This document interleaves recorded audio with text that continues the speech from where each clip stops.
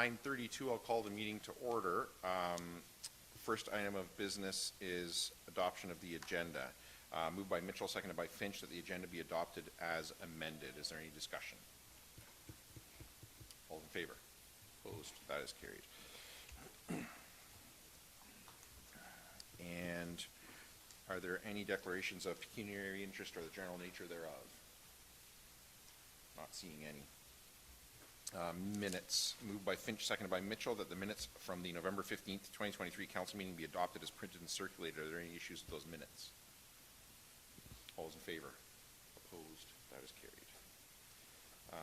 So we have a long list of timed items today. 1, 2, 3, 4, 5, 6, 7, 8, 9.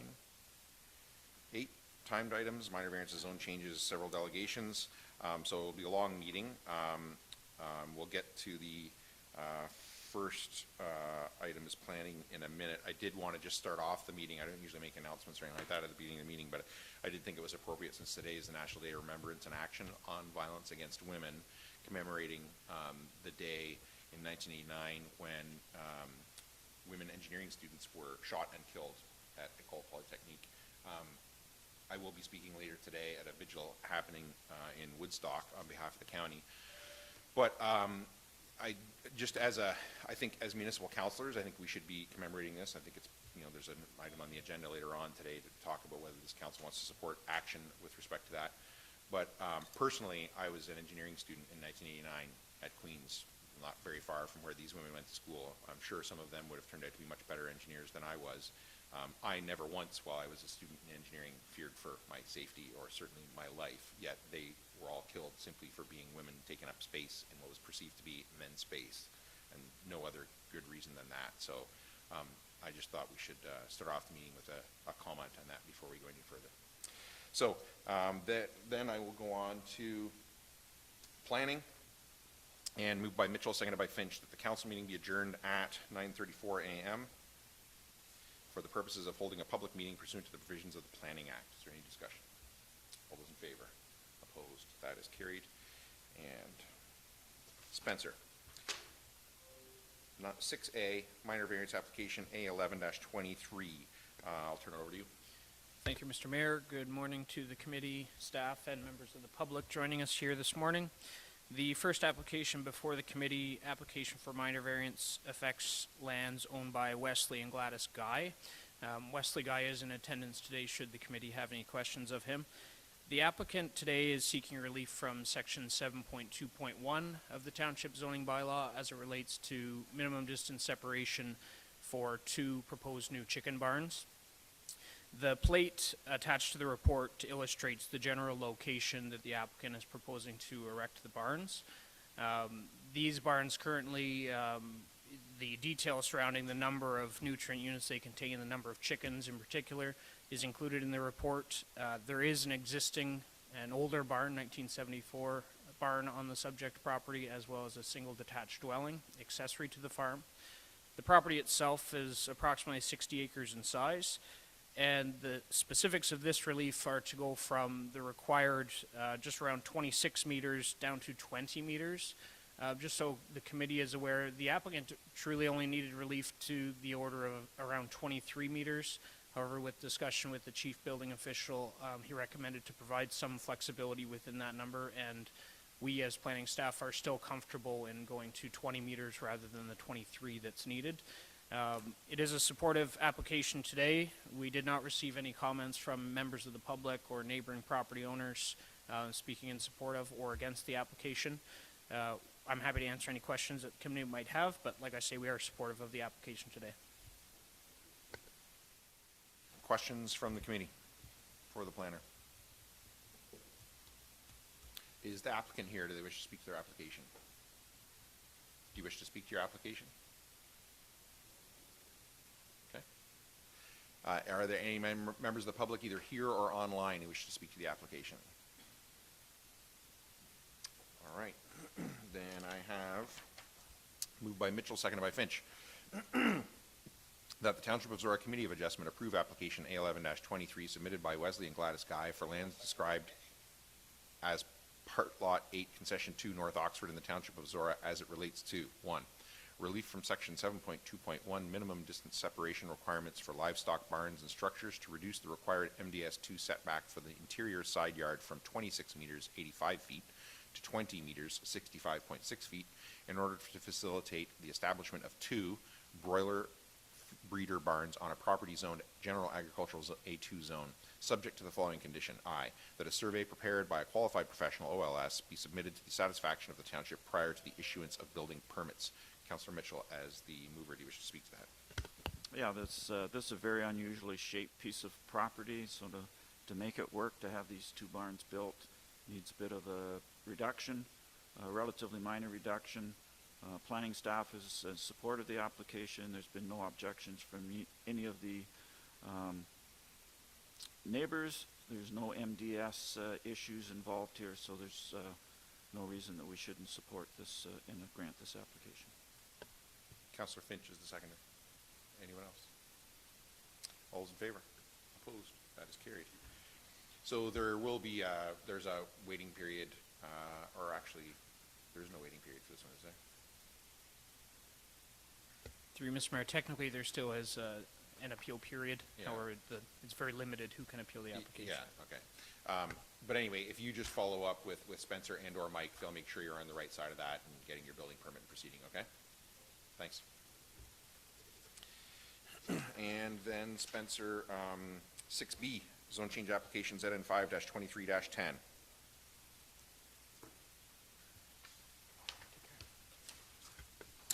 Thank you, Mr. Mayor. The application for zone change before council at this time affects lands owned by Robert John Klingenberg within the village of Embro, in particular on Commissioner Street, 133 and 135 Commissioner Street. The subject lands contain an existing legal non-conforming semi. So in this case, the property has contained this particular dwelling for somewhere in the neighborhood of 100 years. And we did actually send out, prior to bringing this application forward, we wanted to ensure that the building would qualify to be severed, to contain, each part of the property could contain its own semi-detached dwelling unit. As part of that process, building staff did go out to ensure that adequate fire separation is in place to do that. We wouldn't want the applicant to go through the process if they would have that challenge afterwards. In this particular case, the applicant seeking to go from the R1 zone to the R2 zone to recognize and permit semi-detached dwelling, with the plan being to, at some point in time in the future, to sever the property so that, like I said, each part of the semi-detached dwelling is contained on its own separately conveyable lot. Staff are supportive of the application. We did not receive any comments from neighbors or otherwise indicating objection or support, rather, for this application. It does provide some further intensification and allows for a separately conveyable lot within an existing built-up neighborhood. So we are supportive of it, and I'm happy to answer any questions that council may have. Questions for the planner on the report? Councillor Mitchell. Spencer, I noticed under agency comments there's a requirement that there be cash in lieu of parkland required. Just curious, how is that calculated on in this type of an infill project? Through you, Mr. Mayor, that is correct, that cash in lieu of parkland is required anytime a new residential lot is being created. So I guess sometimes there's confusion with respect to the separation of existing semi-detached dwellings, where somebody may feel they're not actually creating a new lot. Truth is, they are creating a new lot. It's a separately conveyable lot. The owner in this case could continue to live in one half of the semi and sell the other half of the semi. That's really the purpose of the application. And the parkland dedication component, the township has a set bylaw for that that lays out the fees over a period of a number of years. In 2023, I believe that fee is $47.50 for the township, and that really goes towards ensuring that funds are being collected to ensure adequate park spaces and otherwise are provided for residents and for the community as a whole. The difference being that when we have larger projects, such as a plan of subdivision, the township has the ability to actually require lands, so up to 5% of the land can be collected for physical park purposes. Whereas when you're creating infill lots, we tend to set aside a specific amount, and then that's used in a pool of money to be used basically as those around the table see appropriate for future park uses. Thanks for that explanation, Spencer. Any other questions on the report? Is the applicant here? Do they wish to speak to their application? I need you to come up to the microphone and so that everybody can hear you if you want to speak. If you don't have to speak, but if you want to. No. Okay. Okay. Are there any members of the public here or virtually who wish to speak to the application? All right, then we will move on to 6C, zone change application ZN5-23-11. Spencer. Thank you, Mr. Mayor. The application for zone change before council at this time affects lands owned by Lochalsh Holsteins, Inc. And in this particular case, the applicant is seeking an extension to allow the existing garden suite to remain in place. I would just like to highlight one thing, that when the applicant came to meet with us, we did explain that the rules surrounding garden suites and ARUs have changed. They are allowed additional time. The applicant in this case did request 3 years as the permitted extension based on their family needs. So that's what's reflected in the report. As far as the bylaw itself is concerned, the bylaw that's being brought to council today will just adjust the time period to allow for the period of an additional 3 years.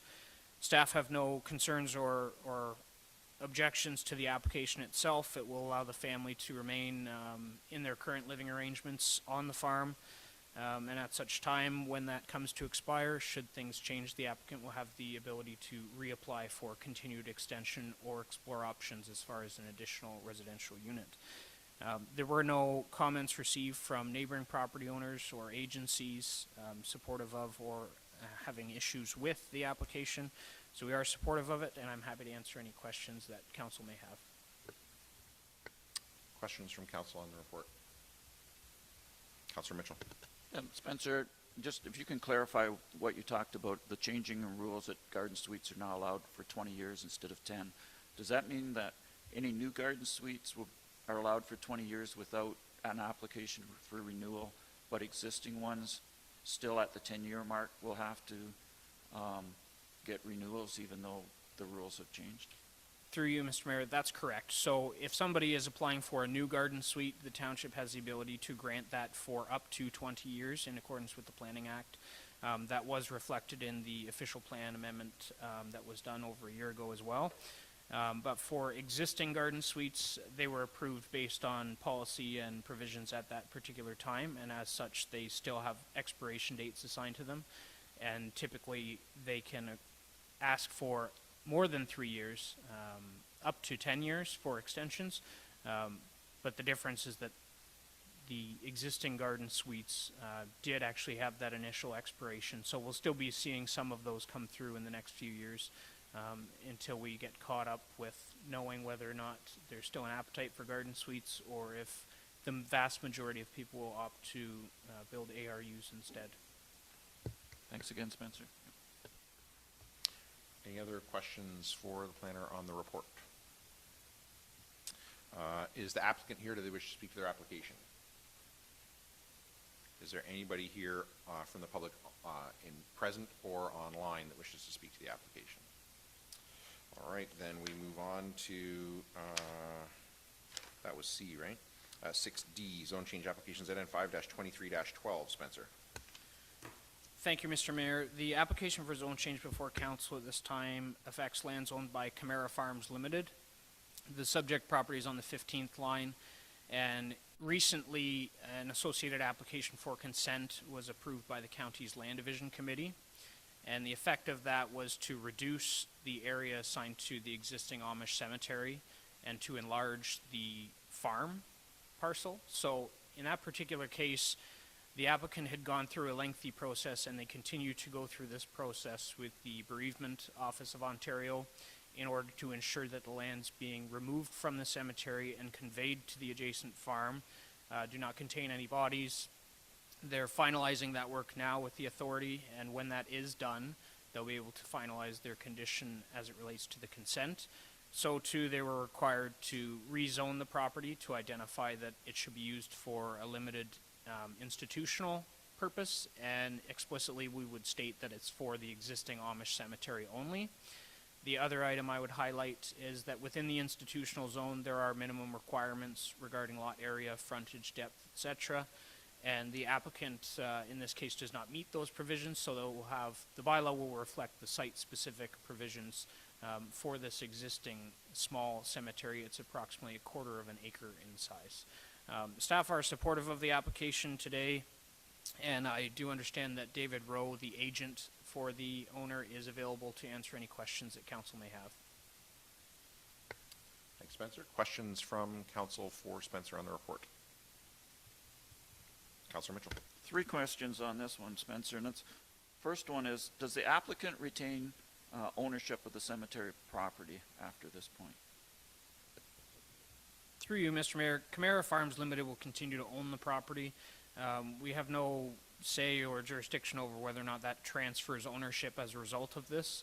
That may happen, but we have no real jurisdiction over ownership as it relates to the severance. This is not, for example, similar to a farm consolidation where there's a requirement to have a transfer of ownership. This is just identifying the existing Amish cemetery and allowing it to be severed from the balance of the farm, which the farmer will continue to operate and crop.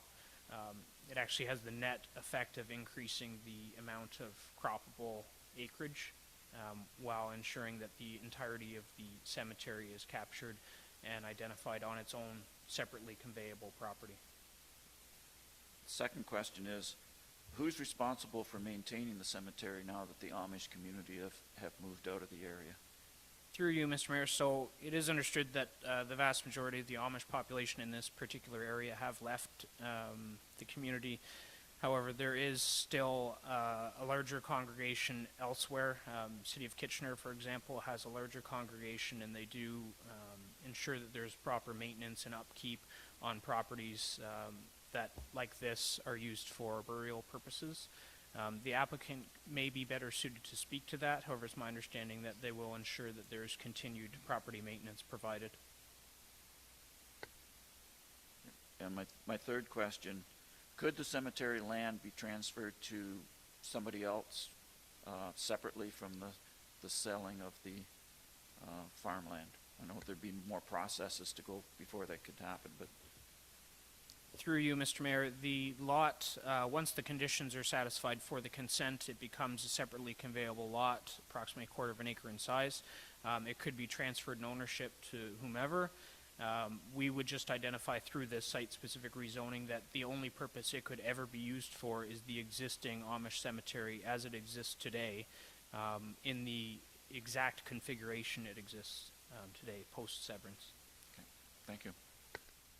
Any other questions from council for the planner? Does the applicant wish to speak to their application?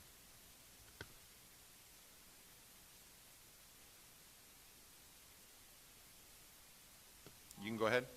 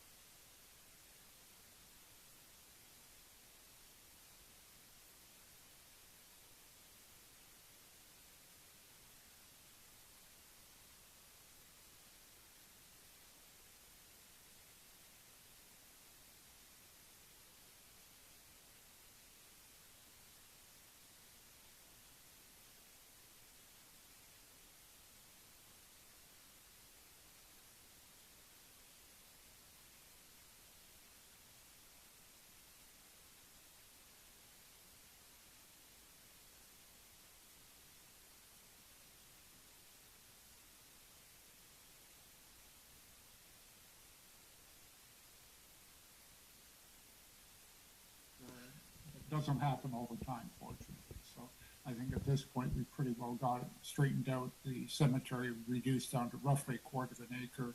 It's going to be maintained and by the cemetery board, as other cemeteries are. And the adjacent farm owner will no longer have ownership of the cemetery, which is what he wanted as well. So that's basically it. Any other questions, feel free to ask. Thank you. Questions for the applicant from council? Not seeing any. Are there any members of the public here or online who wish to speak to the application? All right. Thank you. Thank you. Moved by Finch, seconded by Mitchell, that pursuant to the Planning Act, the public meeting be adjourned at 9:54 a.m. and the regular meeting of council be called back to order. Is there any discussion? All those in favor? Opposed? That is carried.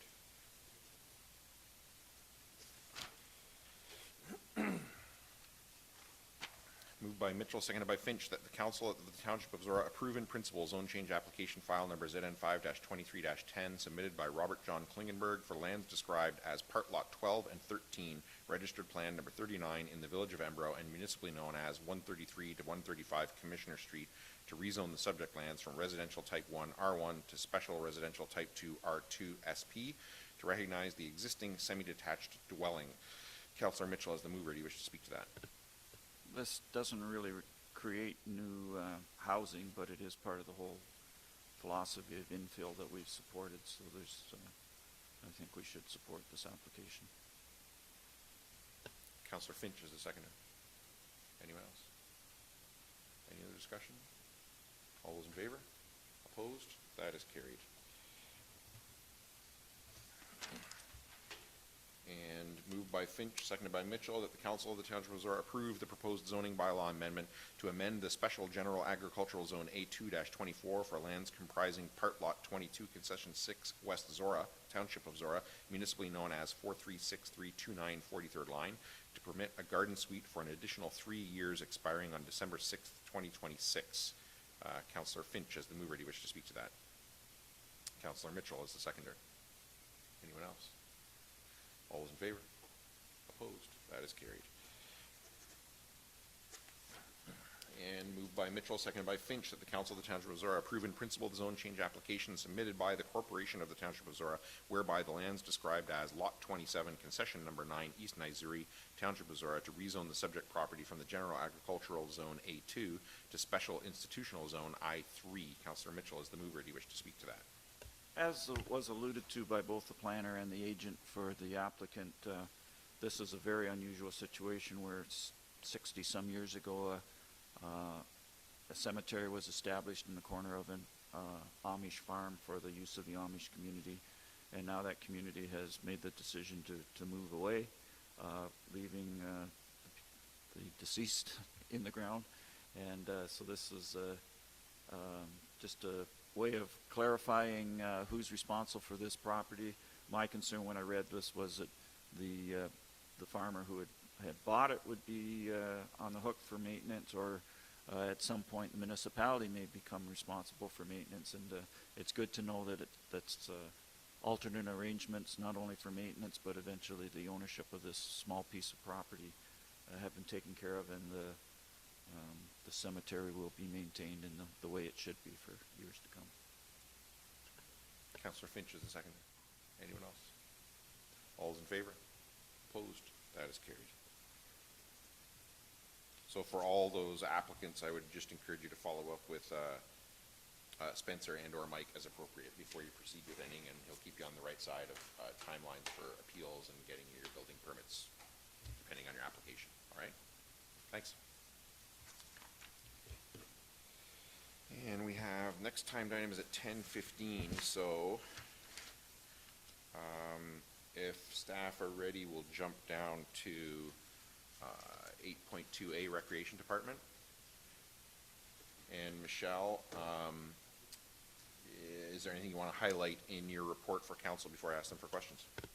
Good morning. No, I don't think so. I'll take questions, thanks. Sorry, questions from council on the report. Councillor Mitchell. Very happy to see Recreation Department consulting with other agencies, Ingersoll and the YMCA. So can you give us some more detail who you talked to in Ingersoll and who you talked to at the YMCA, and what type of things did you discuss about? Yes, thank you. So with respect to the YMCA, we talked to the director for this area, as well as the camp specialist that offers March break programs and also summer programs. So we're expecting to do a facility tour with them before Christmas, before they get back to us in terms of a proposal. We're hoping to get a proposal anyway, so that they can assist with those programs.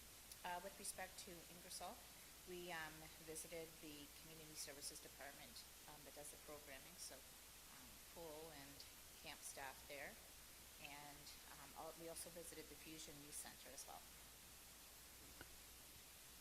And just follow-up comment on that.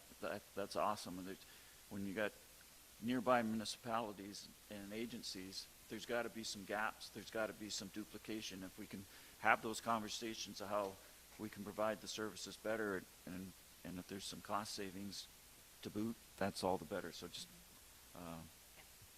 I'm just glad to see that happening, and the initiative being shown to have that happen. Thanks. I think there's some synergies there. In speaking with Ingersoll, we have lots of programs, but not a lot of facility space, where I think we're the opposite. So I think if we can work closely together, I think it's a win-win for both. Any other questions for staff on the report? Equally happy. Councillor Mitchell. Not a question, but a comment. Read the motion first.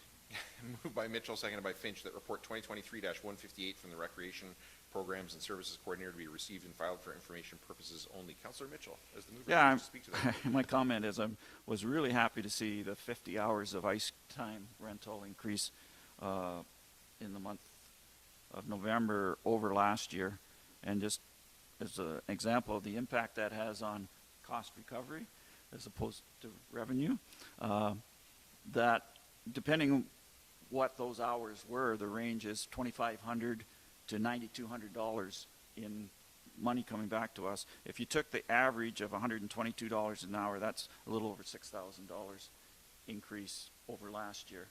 And that's particularly important in ice rental, because if a hall's not being rented, it's just sitting there. If ice not being rented, it's costing us money, whether it's being used or not. So I'm glad to see that 50 hours, and hopefully we can see that throughout the rest of the winter. Councillor Finch, is the seconder? Anyone else? I'm just really happy to read this report, and I think this is a great example of what happens when we, staff turnover is inevitable. We don't want our staff to go, but when we get new staff in, whether it's Michelle or Ali, they bring in, new ideas, new energy, explore new opportunities, and I think that's exactly what we need to do.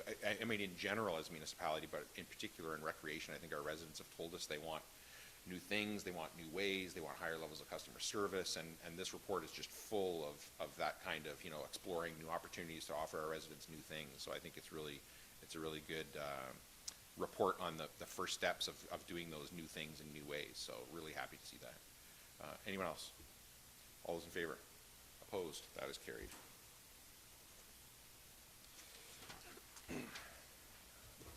And 8.3, Building and Drainage Department. Matt, is there anything you want to highlight for council before I ask them for questions? Nothing to highlight. Questions from council on the report? Moved by Grigg, seconded by Stewart, that report 2023-153 from the Chief Building Official Drainage Superintendent be received and filed for information purposes only. Is there any discussion? All those in favor? Opposed? That is carried. Thanks, Matt. And 8.4, Public Works Department, and Steve is not here, so I guess, Dawn, is there anything you want to highlight in that report for council? No. Questions from council on the report? Moved by Stewart, seconded by Grigg, that report 2023-159 from the Director of Public Works be received and filed for information purposes only. Is there any discussion? Josh, our new Public Works foreperson, is going to be here today at some point, is he? Okay, just want to make sure that he gets to meet council and council. Okay, good. Any discussion? All those in favor? Opposed? That is carried.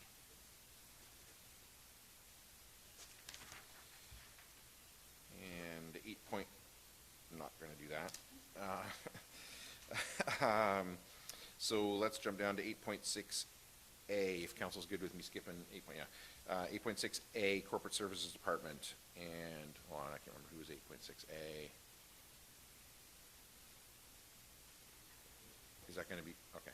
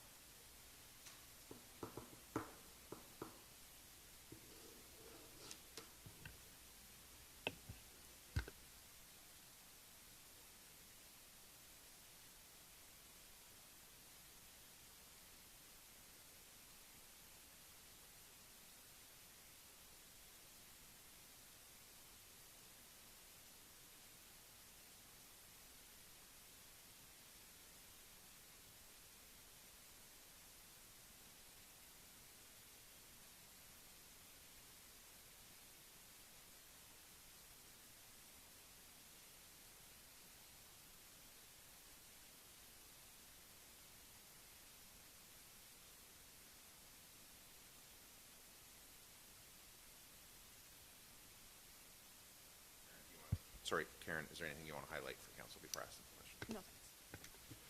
Questions from council on the report?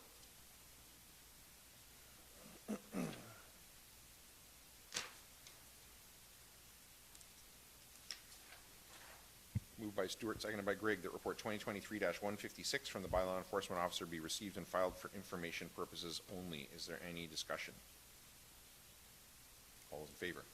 Opposed? That is carried.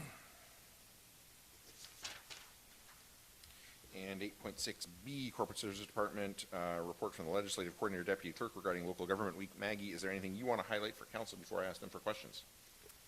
Nope, I'll just leave it open for questions. Questions from council? Moved by Grigg, seconded by Stewart, that report 2023-152 from the Legislative Coordinator Deputy Clerk be received and filed for information purposes only. Is there any discussion? Deputy Mayor Grigg. This was an incredible experience to take part in personally, and to see the impact that it had on the classes that were able to visit. Sometimes when I look at there being requirements in order to access a program, you have to submit a write-up, and I see that as being a barrier, and opportunities to eliminate that may help increase participation. Having said that, this report, I think, is showing how great it is for those classes to provide that follow-up feedback to us about their experience here. I think it just highlights how, I'm referring to those last two letters at the bottom of the report. It just highlights, how valuable that impact was for the students that were able to come here and have the interaction. I have had firsthand experience with the Local Government Week engagement initiatives through the entirety that have taken place in Zorra. First as a parent, where my daughter participated in her school in an on-site council meeting, and then through COVID, where it went virtual, and then through renewed in-person experiences with Q&A, and then that has then evolved to here, to this model here. I think there's been immense value in each and every one of those models of engagement for our students, but I would say that this has been by far my favorite, and I think the most with the most positive impact. So just feedback back to staff that this was really well organized, really well executed. Councillor Finch, Mayor Ryan, and myself got to put on our tap shoes for the day and performatively engage with the students, but all of that was just facilitated through the immense work done on the back end. So gratitude for staff for allowing for us to engage and inspire our next generation of leaders in the way that we were able to. Anyone else? Councillor Finch. I'd like to say thank you to the fire chief and the deputy clerk and all the staff coming up with this budget activity for the kids. These kids shocked me in this activity, and I assumed they would pick the new park to go first, but no, they really put some thought into these answers. Many mentioned how we already have multiple parks, and how bridge repairs are more important. Some mentioned that the sidewalks and bike lanes are very important for everyone's safety as well. A few groups even decided to save some of the money for another year, aka reserves. I was so impressed with these kids. Doing this reminded me of when my daughter came home and told me about the first time she sat through a mock council with her class. And she spoke about it for days and weeks. This really is a great way for kids to get interested in local government, and these letters from the schools that came are just awesome. I love how they added in what they're doing to do our part in our community, and I hope to get a chance to come and visit Zorra and visit the town of Applewood these kids have created. Being a part of this day with the mayor and deputy mayor and staff just reminded me why we sit in these seats to do better for the future of Zorra. Through good decision making and thoughtful thinking, we can be sure we all live in a community that we are proud to be a part of, live, work, and plan. Anyone else? I'm not going to attempt to add anything to that, other than that I think this is the 8th year that I've been part of local government week with our schools, and this was without a doubt the best year that we've done in terms of effectively engaging the students in the intention of making them aware of local government. This was by far the best one that we've done so far. So I would be very happy if we just, duplicated again the next year. I think, yeah, staff just totally knocked it out of the park with this. It was the best yet. So, anyone else? All those in favor? Opposed? That is carried.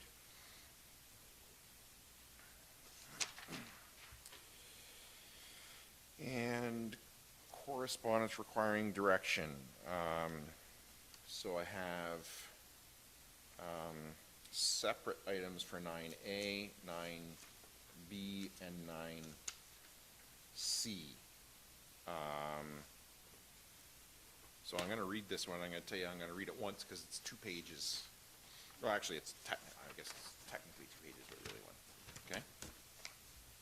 Moved by Grigg, seconded by Stewart. Whereas County Council approved a request to establish the Safe and Well Oxford Steering Committee as recommended in the Joint Safe and Well Oxford Community Safety and Wellbeing Plan on behalf of area municipalities to oversee the implementation of the goals and objectives established in the plan on July 14th, 2021.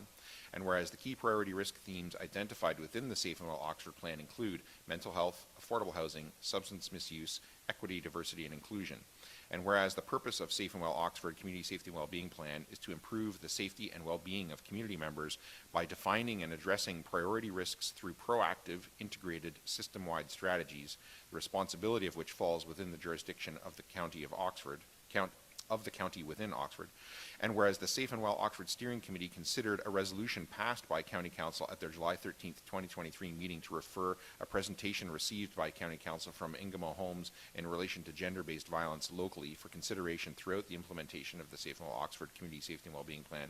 And whereas the Safe and Well Oxford Steering Committee received a presentation and request from the Domestic Abuse Response Team Oxford at their meeting held on September 14th, 2023 in relation to the need for support with resources, advocacy, education, and awareness to address gender-based violence locally.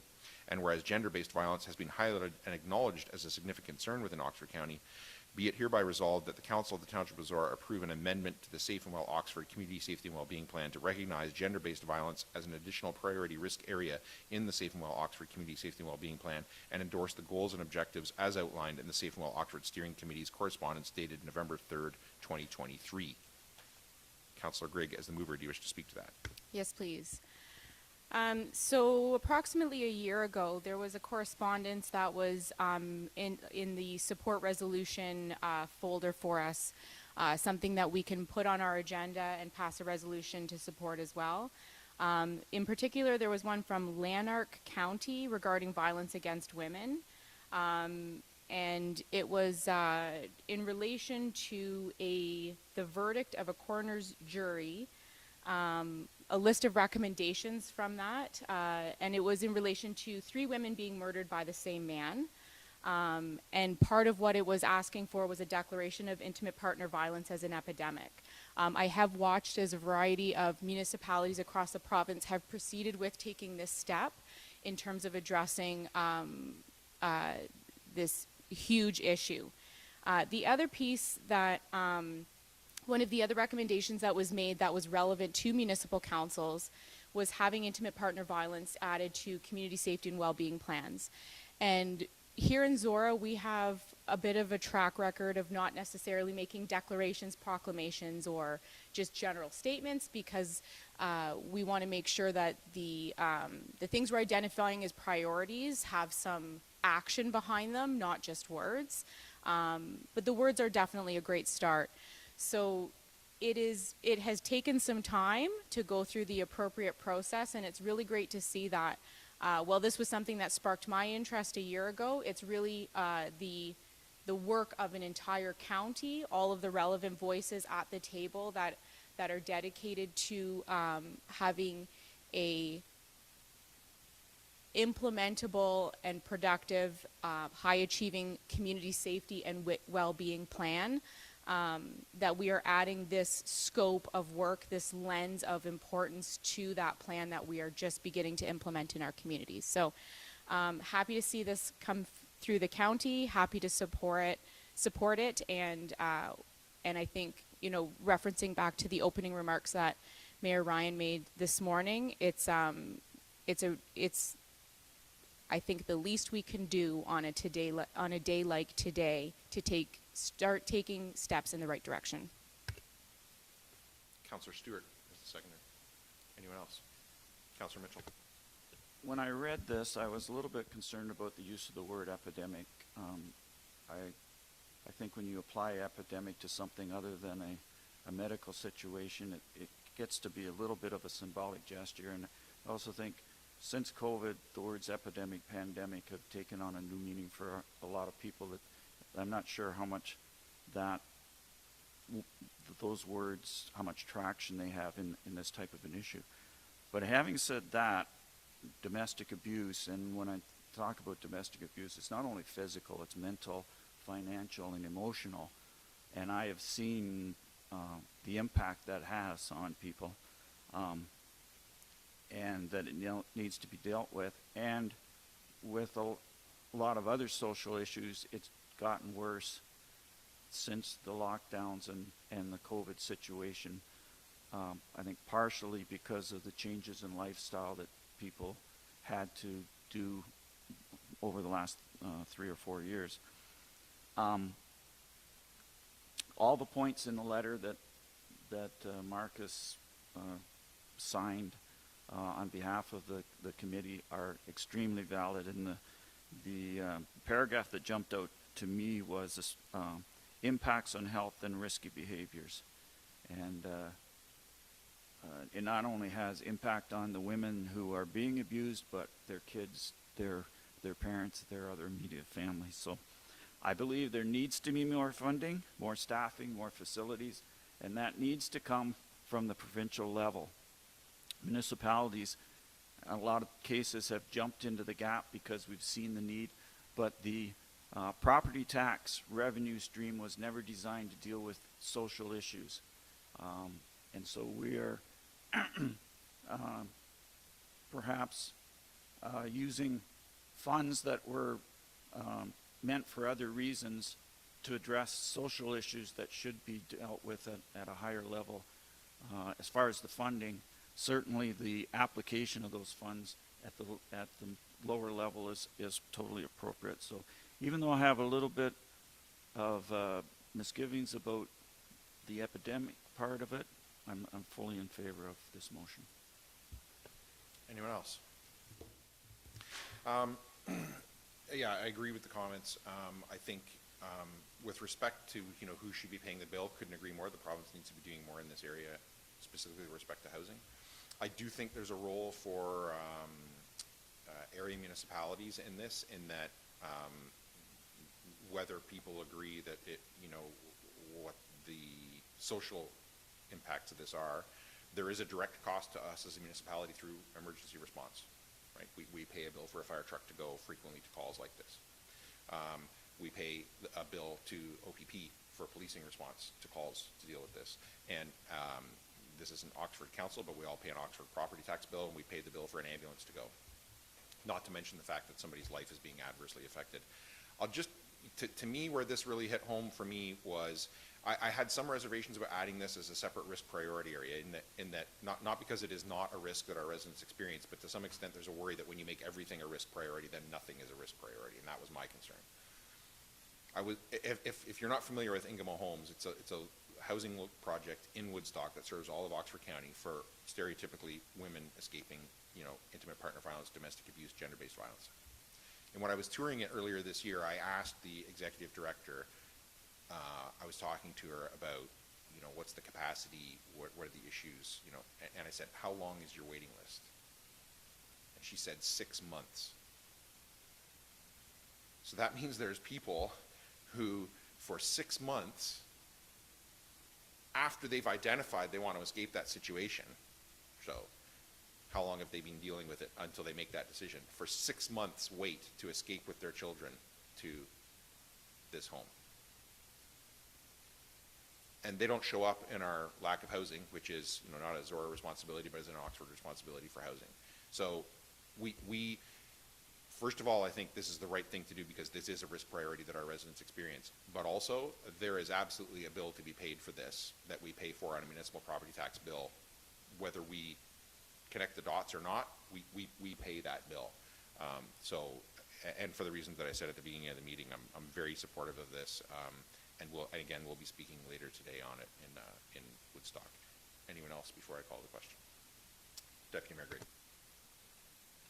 Just because I have awareness around the numbers from the other hat that I wear, I will just build on what you said there. In a April to April of 2022 to 2023 data collection, the number of women and children in shelter in Oxford County is 140. The number of women turned away due to capacity constraints is 73 from that 1 year. So the wait time is 6 months. 73 were sent back home. Anyone else? All those in favor? Opposed? That is carried. And we will then go to over here.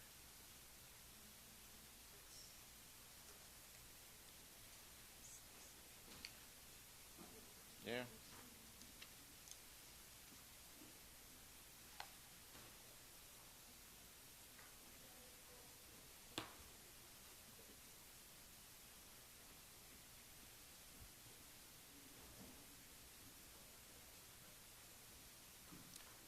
We're good to let him in a second?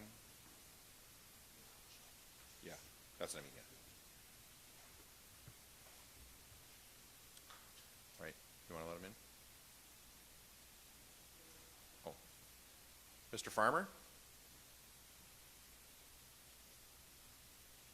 There he is. All right, so we're at item 7A, Delegations. Chuck Farmer, Independent Electricity System Operator. I will hand it over to you for your presentation. Well, thank you, Your Worship, and good morning to members of Council. Thank you for the opportunity to speak with you about how the IESO is preparing for Ontario's electricity system of the future. I am Chuck Farmer. I'm the IESO's Chief Energy Transition Officer. My accountabilities are to power system planning for the province, the design and delivery of conservation programs, and the procurement of generation. And the clerk, I understand, has generously offered to advance my slides. So on slide 2, I do need to start with a disclaimer that we do currently have an active procurement for electricity supply underway. And so as a competitive process, I'm unable to speak to specific projects. My goal is to provide the context for why the IESO has recommended that we require incremental gas generation. On slide 3, who is the IESO? Well, we are the provincial agency. We are accountable in law to maintain the reliability of Ontario's electricity system. And we are also working hard to prepare the system for the future by ensuring there is enough generation and transmission to meet the future needs of customers in the province, and supporting an orderly transition to a net zero electricity system and economy in a way that balances the reliability and affordability of the system. On slide 4, you can see the challenge that we are facing electricity demand is growing, and this is a change from the last 10 to 15 years when electricity demand had stayed relatively flat.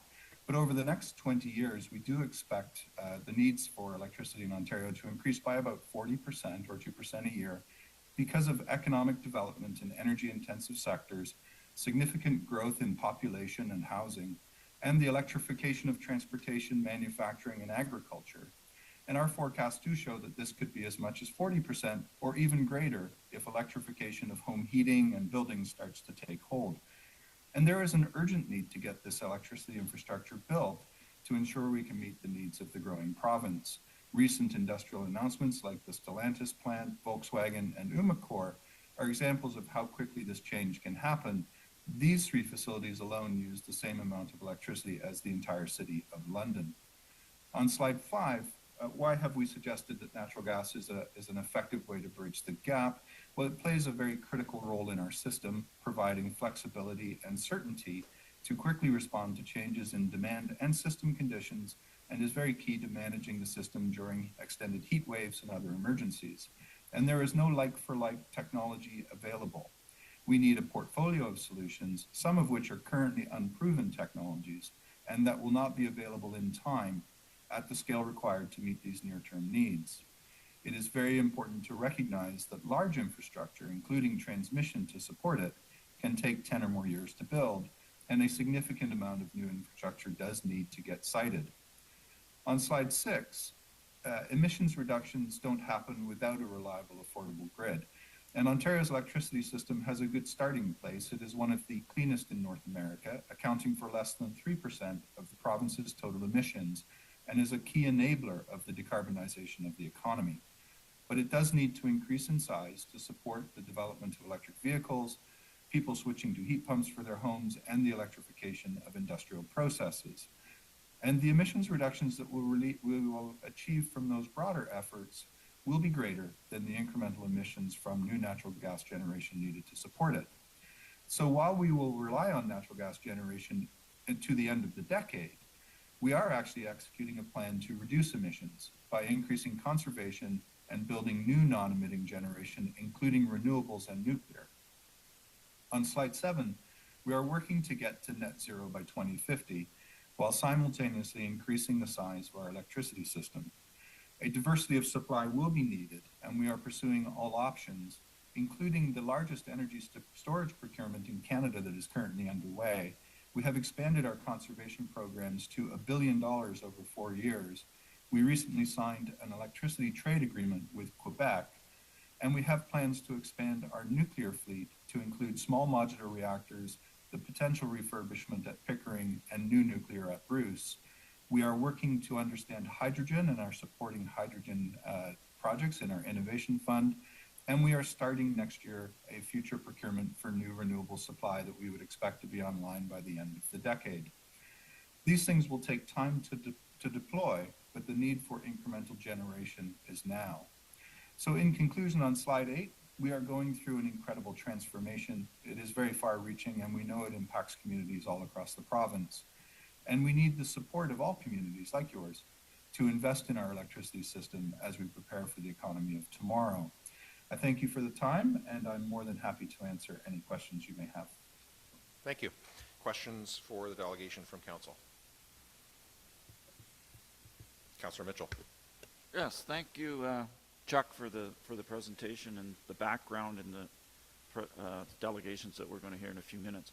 I noticed on your timeline slide, 2029 first small nuclear reactor powers. Where is the technology on small nuclear right now? Is it just around the corner, or is it there and we're just waiting to start building them? Or it is a viable technology, and Ontario Power Generation are fully in the process of building that first reactor. They have partnered with GE Hitachi for that one. There are other potential manufacturers of reactors, but that has been the decision that Ontario Power Generation has taken. And they are fully on track to have that small modular reactor online and working by 2029. And they actually have plans for 3 more that they expect to deploy by 2035. Any other questions? Thanks very much, Mr. Farmer. It was my pleasure. Thank you. And then 7B, we're like 3 minutes early, 2 minutes early. Let's take like a 5-minute break and come back in here at 10:33 and we'll pick up at 7B, if everybody's good with that. 5 minutes?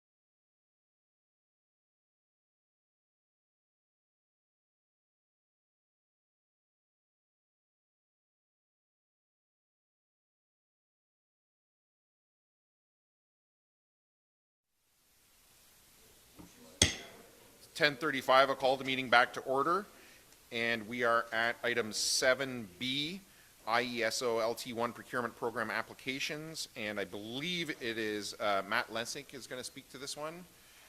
So I'll ask you to come over to the delegations desk there. Spencer's going to make sure that microphone's on for you.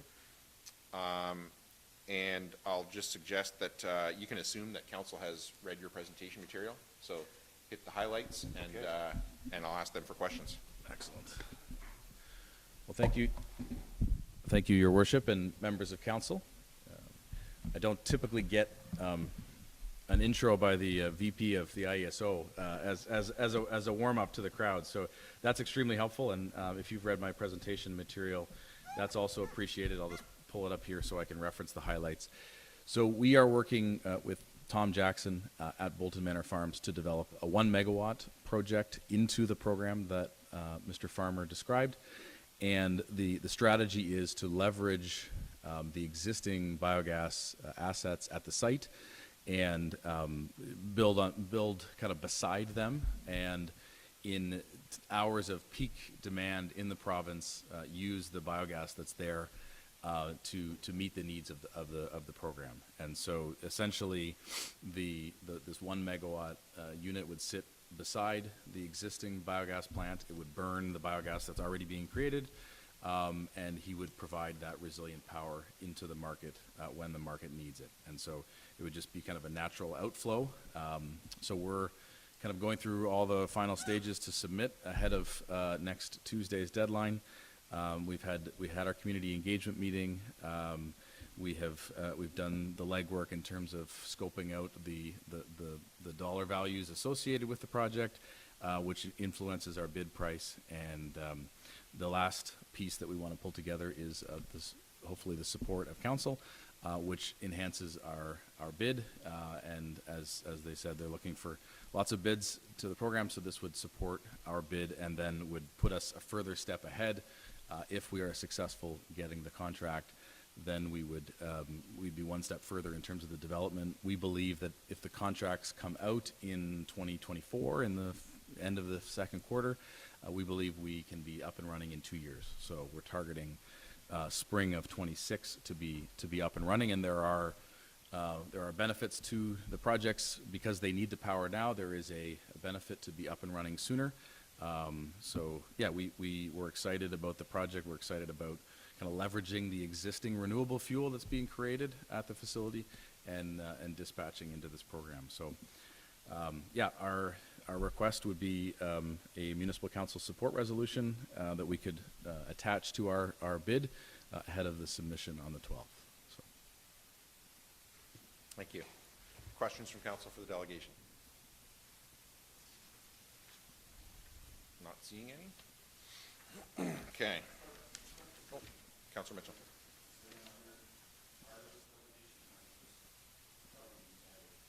It's up to the delegation. This is 7B, so it's up to Mr. Lessink and Mr. Green's here. I know. If you want to, first of all, let me just ask: is that the extent of your delegation, or did you want to speak to it as well? Yeah. Because my question is about both of them. Yeah. So come on up then. No, I know that.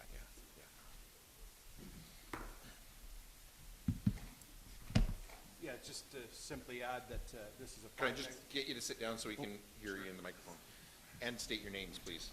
I'm Dan Jones from 2G Energy Corp. And Dave Green from Greenhome Farms, or Brooksdale Energy.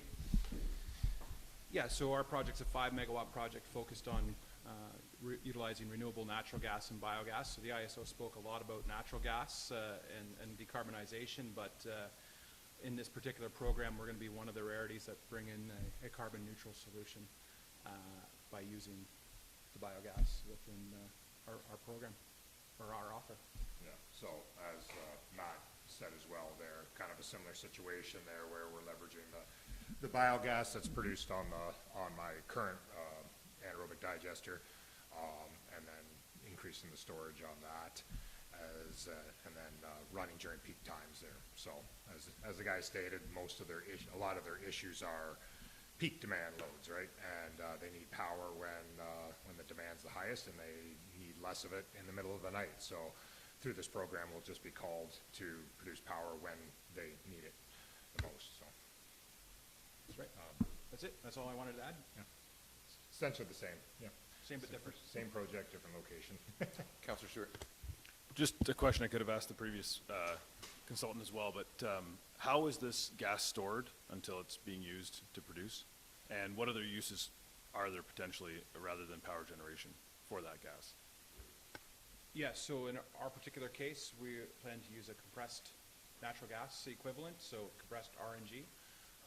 So it'll be in a tube trailer, so it's mobile, and then when it's not in use, it could be used for heating sources or renewable natural gas alternatives. So it's got multiple purposes. Counselor Mitchell? Yeah, my question is, they were essentially similar projects using gases produced on farm to produce electricity. Are there differences between the two projects? Because I noticed one talked about, or the application was for biogas and the other one was for natural gas. Are they essentially the same things? Or? They're both, as I understand, both for biogas, renewable natural gas. Okay. Which biogas can be cleaned up to be as clean as the natural gas pipeline requirements, and therefore it's called renewable natural gas. Oh, okay. So we have the flexibility to use 50% methane or 98. So it's all just technical Technical details. of how you use it, but it's basically it's all generated the same. It's just how you end up using. And my other question is the infrastructure in place as far as power lines and transformers and that sort of thing to take the hydro, or I guess it's not technically hydro, it's electricity, away from these two projects? So I can't speak to the other project, but for this particular project, we would be required to connect at the Ingersoll connection point, which has been predicated to have capacity through a deliverability test. We would have to build a connection to that with Hydro One. And that's all part of your project is Correct. You have to get the electricity from where it's generated to where it can join the grid. Correct. Okay, and that is true for the other? Okay. Okay, good. Thank you. Any other questions? Should have done the presentation you did at Embro Fair. That was really, This was in the workings. yeah, that was a really good one. Any other questions before I read the first motion? Okay. Moved by Mitchell, seconded by Finch. Whereas the proponent is proposing to construct and operate a long-term reliability project as defined and with the characteristics outlined in the table below under the long-term request for proposals LT1 RFP issued by the Independent Electricity System Operator IESO, unique project ID of the long-term reliability project LT1 039-10-2, name of the long-term reliability project Bolton Manor Rural Power Resiliency Project, legal name of proponent Bolton Manor Resilient Generation Incorporated, technology of the long-term reliability project biogas fueled reciprocating engine, maximum contract capacity of the long-term reliability project in megawatts 1, property identification number PIN, or if PIN is not available, municipal address or legal description of the portion of the project site that is located on land subject to the authority of one or more municipalities, LT1-039-10-2. Pursuant to the LT1 RFP proposals that receive the formal support of the local jurisdictional authorities of all the project communities in which the long-term reliability project is located in the form of a support resolution will be awarded rated criteria points for the purpose of ranking the proposal in relation to other proposals for a contract under the LT1 RFP. And now therefore be it resolved that the Council of the Township of Zorra supports the development, construction, and operation of the long-term reliability project on the municipal lands. This resolution's sole purpose is to enable the proponent to receive rated criteria points under LT1 RFP or to satisfy its obligations under any awarded LT1 contract and may not be used for the purpose of any other form of approval in relation to the proposal or long-term reliability project or for any other purpose. Rated criteria points will be used to rank the proponent's proposal in relation to other proposals received by the IESO under the LT1 RFP. Councillor Mitchell, as the mover, do you wish to speak to that? Yeah, I've been to both these farms over the years delivering concrete, and they're both very progressive in the expansion, and have not been afraid to take on new technologies. We do need new energy sources in this province, in this country, and this is, I think, a win-win, not only for society, that there will be a clean energy source, but it also is a win for the private enterprise and a potential other source of income for these farms. So anything that the municipality can do to support this type of development, I think, is something we should do. So I fully support the motion before us. Councillor Finch is the second. Anyone else? Deputy Mayor Greg. In any conversations had with residents around environmental targets and decarbonization, I think there's always a lot of, we're not set up for this, or sure, you make these changes, but then immediately, we don't have the infrastructure to support the needs on our grid, or, the transitional infrastructure, whatnot. So while I won't pretend to understand in depth exactly what it is that's happening here, what I do understand is that the problems that have been identified by residents are already in the form of solutions that have been developed by industry and by proponents such as yourselves. So happy to put our support behind this, because this ultimately is what is going to support the goals that we have as a municipality in our plans for what we're doing in our future, as well as the priorities of many of our residents. Anyone else? Yeah, happy to support this. I'm familiar with both farms. Certainly have seen Dave's presentations multiple times on the projects that he's undertaken already there. And this is absolutely, a step along the path. And I think what's also really interesting to me is that as an agricultural community, this is turning, what in some contexts is a disadvantage for us as an agricultural community and agricultural activity into an advantage for us. It's taking something that is, a net negative and turning it into a net positive. Like, it's not just mitigating the negative, it's actually flipping it over the other way.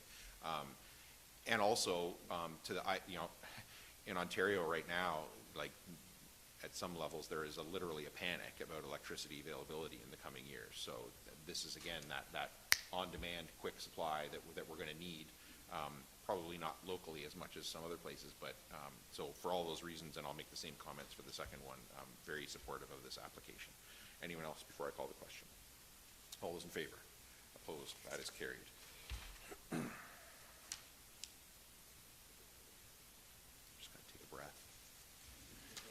I'm going to take a drink of water and read it all again. Moved by Finch, seconded by Mitchell. Whereas the proponent is proposing to construct and operate a long-term reliability project as defined and with the characteristics outlined in the table below under the long-term request for proposals LT1 RFP issued by the Independent Electricity System Operator, IESO. Unique project ID of the long-term reliability project LT1-045-3-1.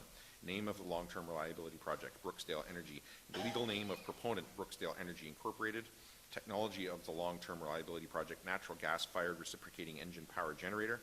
Maximum contract capacity of the long-term reliability project in megawatts, 4.74 megawatts. Property identification number, PIN, or if PIN is not available, municipal address or legal description of the portion of the project site that is located on land subject to the authority of one or more municipalities, 0021800019. Pursuant to the LT1 RFP proposals that receive the formal support for the local jurisdictional authorities of all the project communities in which the long-term reliability project is located in the form of a support resolution will be awarded rated criteria points for the purpose of ranking the proposal in relation to other proposals for a contract under the LT1 RFP, and now therefore be it resolved that the Council of the Township of Zorra supports the development, construction, and operation of the long-term reliability project on the municipal lands. This resolution's sole purpose is to enable the proponent to receive rated criteria points under LT1 RFP or to satisfy its obligations under any awarded LT1 contract, and may not be used for the purpose of any other form of approval in relation to the proposal or long-term reliability project or for any other purpose. Rated criteria points will be used to rank the proponent's proposal in relation to other proposals received by the IESO under the LT1 RFP. Councillor Finch, as the mover, do you wish to speak to that? I think all the comments that everybody said are great, and I just want to thank you guys for doing your part and stepping up. Councillor Mitchell is the seconder. Comments I made a few minutes ago apply to both of them, so I won't repeat myself. Anyone else? Same. All those in favor? Opposed? That is carried. I would just ask both of you if you'd be willing to give council an update as it proceeds. I mean, it doesn't have to be a formal presentation. If you could just email us and let us know, you know, maybe when it gets going. I personally would love to go out and see it when it actually, like, the switch gets flipped and it starts going. I would really like to see that. But I just think it would be I think it's a good news story, obviously for you as individual, you know, property owners and business owners, but I think it's a good news story for the community. And as the deputy mayor said, I think a lot of time there's a public perception that, like, we can't really do these things don't really exist, it can't happen. And I know frequently when I've talked to residents about, you know, things that you're doing and other, like, they're shocked to know that not only is it happening, but it's actually happening around the corner from you already, kind of thing. So I think if you could keep us updated on it, it would be a really good news story for people to know that people in their own community are taking these initiatives to make these things happen. So thanks very much. Thank you. Thank you. And before we go any further on the agenda, just want to introduce Josh, our new Public Works foreperson, to council. Started on Monday, I think. And actually, I haven't met him yet either, because we crossed paths yesterday. We didn't see each other. We were both in the office yesterday and didn't see each other. So just wanted to make sure council met Josh. I don't know if you're going to be around for much longer today. I think you guys are going back to the Public Works shop for lunch later on. So, but just wanted to make sure that happened, okay? Welcome, Josh. Thanks. Happy to have you. And we're at 10:52. And we gotta wait 8 minutes. So I'm gonna suggest that we go to 9B. Correspondence from Zorra Highland Park grade 5 students regarding memorial banner project. And before I read the motion, are there any questions from council on that correspondence? And now I just gotta look for 9B. There it is, right on top. Moved by Finch, seconded by Grigg, that council direct staff to prepare a report outlining the details of the Thamesford Main Street flag process, including the approval process, role of a community groups, and outline what Embro as a community would have to do to move forward with a memorial banner project. Councillor Finch, as the mover, do you wish to speak to that? I love this idea of honoring those that put service before self in our community. We have all seen these banners in other communities, and I would like to see them in Embro as well. Thamesford, I believe, has a BIA that does this, and although Embro does not have a BIA, I am sure we could come up with some way of making this happen. We are going to need some more information to come from staff and outline what we need in order to move forward, getting permission to hang the flags, etc. So just so the class knows that's watching, this is how we get things done. This isn't a no. This can't happen. This is an asking for more information, so more information we need from staff to move forward. We will keep you in touch as we work through this process, and I want to thank Jack and the grade 5 class. You should be so proud of yourself and your class for coming in and bringing this to council's attention. This is exactly how we do our part. Deputy Mayor Grigg is the seconder. Anyone else? Councillor Mitchell. Yes, I support this project too. I know this fall driving through Ilderton, Belmont, and Elsa Craig, they all had this type of project going on. St. Mary's has done this for at least 5 years, if not longer. And I know in St. Mary's it's coordinated through the local legion, so perhaps the Embro Legion would be involved in this. They also, in St. Mary's, have a local electrical firm, Foreman Electric, who put the banners up and take them down at no charge. So there may be somebody that would be willing to do that. I also wondered if the Heritage Committee would be interested in being involved in something as this as well. So there's certainly other communities out there. We don't need to reinvent the wheel on this. There's other communities out there we can ask how they do it. I've just mentioned a few organizations I think that would be interested. And it's not going to be large ticket item for the township to do, but it's certainly a great way of recognizing the many people who have served over the last 150 years, I guess. Anyone else? Yeah, I wouldn't add anything to the comments already. All those in favor? Opposed? That is carried. And 9C. Any questions for staff on 9C before I read the question? Councillor Mitchell. Yeah, I just noted in the letter that the deadline was November 24th, I believe. I just wondered, this sounds very similar to the two projects we just talked about, other than they're not generating electricity. They're producing gas for their own usage.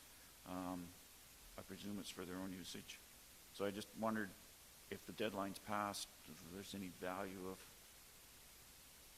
of us sending a letter of support.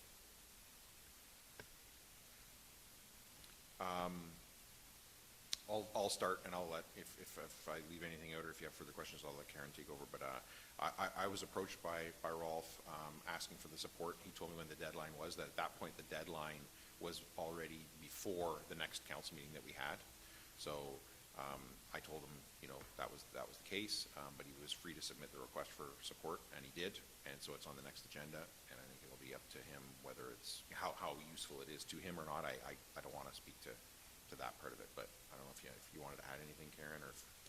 No, that pretty much sums it up. I think he just felt that it would still be useful to receive something from council, even though it's late. In that case, I'm in support that we give him a letter. Any other questions? Moved by Stewart, seconded by Greg, that council direct staff to provide support for the building of an anaerobic digester at Green Farms Limited regarding the agricultural clean technology program. Any discussion? All those in favor? Opposed? That is carried.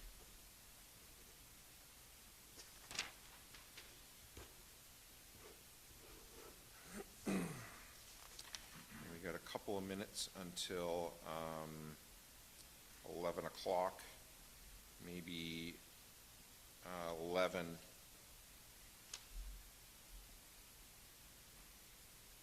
I can do a real quick report if you want. Can you? Promise. All right. So 10, 11A? A, B, Or no, 10A? 10, A, B, and C. Yeah, go for it, Paul. Councillor Mitchell. Okay.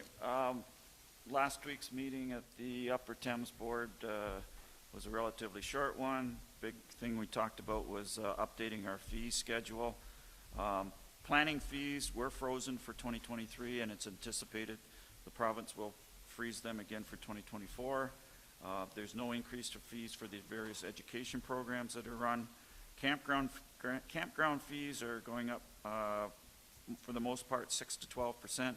Camp usage has been very strong coming out of COVID, and based on our cost recovery formula and heavy usage, those increases were felt to be reasonable.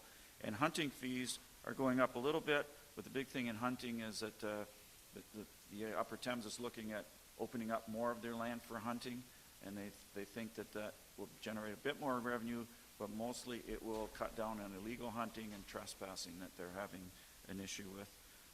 We reviewed the committee meeting schedule for the next year, and other than that, it was just basic reports, Section 28, project status report, which we'll get every meeting, which is very useful. The information on the elections, the Upper Thames elects a new chair, vice chair, and committees on an annual basis. And then we had a brief look at the final, or the draft package of the budget that has been sent out to all the municipalities, and we've talked about that before, so I won't go into any detail about that. That was the last meeting of the year. We don't have a meeting in December. True to your word. Any questions about either 10A, B, or C before I read the motion? Moved by Greg, seconded by Stewart, that items 10A through C be received and filed for information purposes only. Is there any discussion? All in favor? Opposed? That is carried.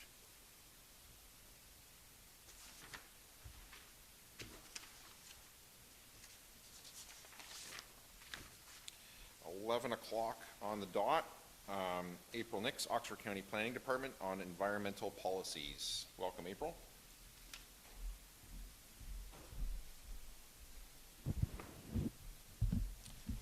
As I always say, I think you've heard me say it before, assume that council has read what you submitted and the highlights, and I'll ask them if they have any questions for you. Thank you. So staff are happy to be here this morning to provide a bit of an update on the review and update of the official plan. So this is something that County Council initiated in 2021. The first part of the review and update focused specifically on the agricultural policies. Those were adopted by County Council in 2022, and we are still waiting for a decision from the province on that particular amendment. Once that amendment was adopted by County Council, though, we did start and initiate a second phase, but focusing specifically on the environmental policies. There's 6 broad subject areas that are sort of encaptured with this particular update. And there's a lot of moving parts and details within these sort of 6 broad topic areas. So to help with that, staff have prepared a policy paper that is currently out and available, and it was attached to the staff report as well. All the information I'm referring to is also available on speakupoxford.ca if anyone else is looking for further information or a way to provide input and feedback. The draft policy paper helps provide sort of a sense of intent or overall direction for where we could go in terms of developing draft policies and mapping. And with that, we've also released a updated background study for natural heritage, which is one of the 6 topic areas that we're focusing on. So the Oxford Natural Heritage Systems Study, or ONHSS, was first initiated in the county in 2006, and it's generally been updated on about a 5 to 10 year basis since then. So we have now released what we're calling the 2023 draft study. And this is based on 2020 aerials and represents an updated inventory of natural cover, and also considers a number of the other technical requirements and guidance set out by the province that municipalities are to use and consider when updating natural heritage policies and identifying natural heritage systems. In terms of overall approach, probably one of the biggest takeaways for natural heritage and the results of the ONHSS updates is that largely the land cover we have left in Oxford that is considered to be natural or natural cover, about virtually all of it, so it's about 98% of all remaining cover is important. It has some degree of significance or ecological value. And to put that 98% in context, there's only about 17% natural cover in total across the entirety of the county. So cover is relatively low, but everything that we have left really is important.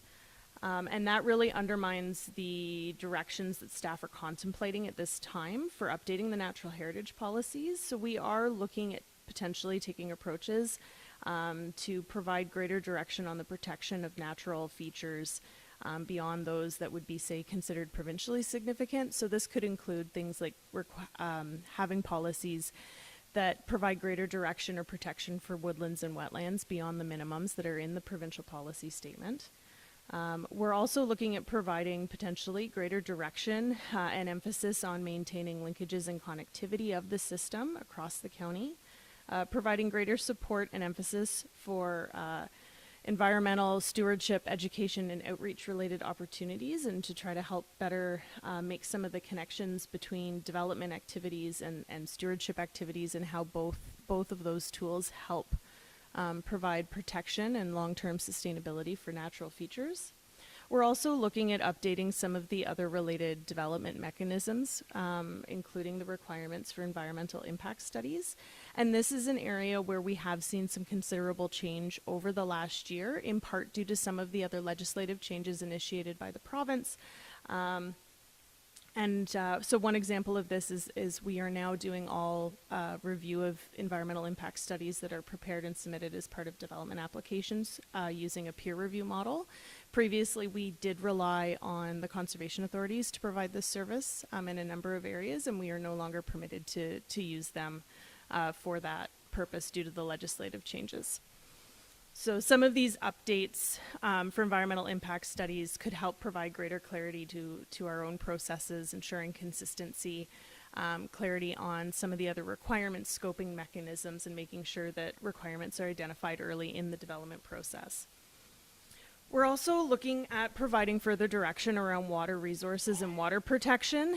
The water policies in the official plan, many of them are original to the plan, so this is an area where we're also looking at updating sort of the philosophy around water to being one that reflects more of a systems-based approach or thinking, so thinking about water as it is a system and as it reflects the hydrologic cycle, as well as how groundwater and surface water interplay and are interrelated themselves. Overall approaches for water resource policies are looking at trying to sort of fill in gaps where there may be other gaps between other legislative requirements and approaches. So one example of this that we've been having some discussion on is around significant groundwater recharge areas. So there were areas for SGRAs mapped through source water protection plans, but under the Clean Water Act, there's no mechanism for the source water protection plans to include specific policies for those areas, even though they do provide recharge functions for municipal drinking water supplies. So that's one area where we're looking at possibly including some policies around encouraging maintaining those recharge functions where development is occurring. We're also looking at providing further language around standards and encouraging water conservation and efficiency as part of development. And that's looking at a range of broader and more proactive tools, as opposed to things like, say, the toilet rebate program that's more of a for existing built environment. So we're trying to think more proactively about how do we build communities to need less water or to be designed to use less water as opposed to needing retrofits after the fact. We're also looking at updating the stormwater management policies, and this is an area, staff recognize that this is an area of area municipal jurisdiction.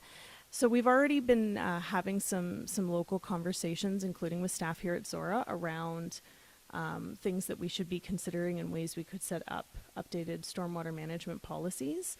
This is likely to include providing greater emphasis on incorporation of low impact development or LID methods as part of stormwater, but trying to set up the hierarchy for the policies in a way that still is very clear that the area municipalities are the driver on the standards and the local requirements for stormwater management design as part of development projects.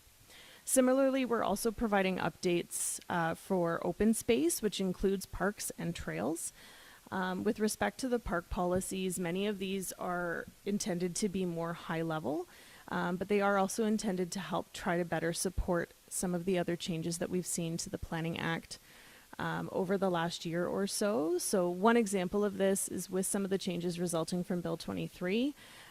The province has given applicants more ability to prescribe where parkland should go. And if there's pushback on that, it can result in appeals to the Ontario Land Tribunal.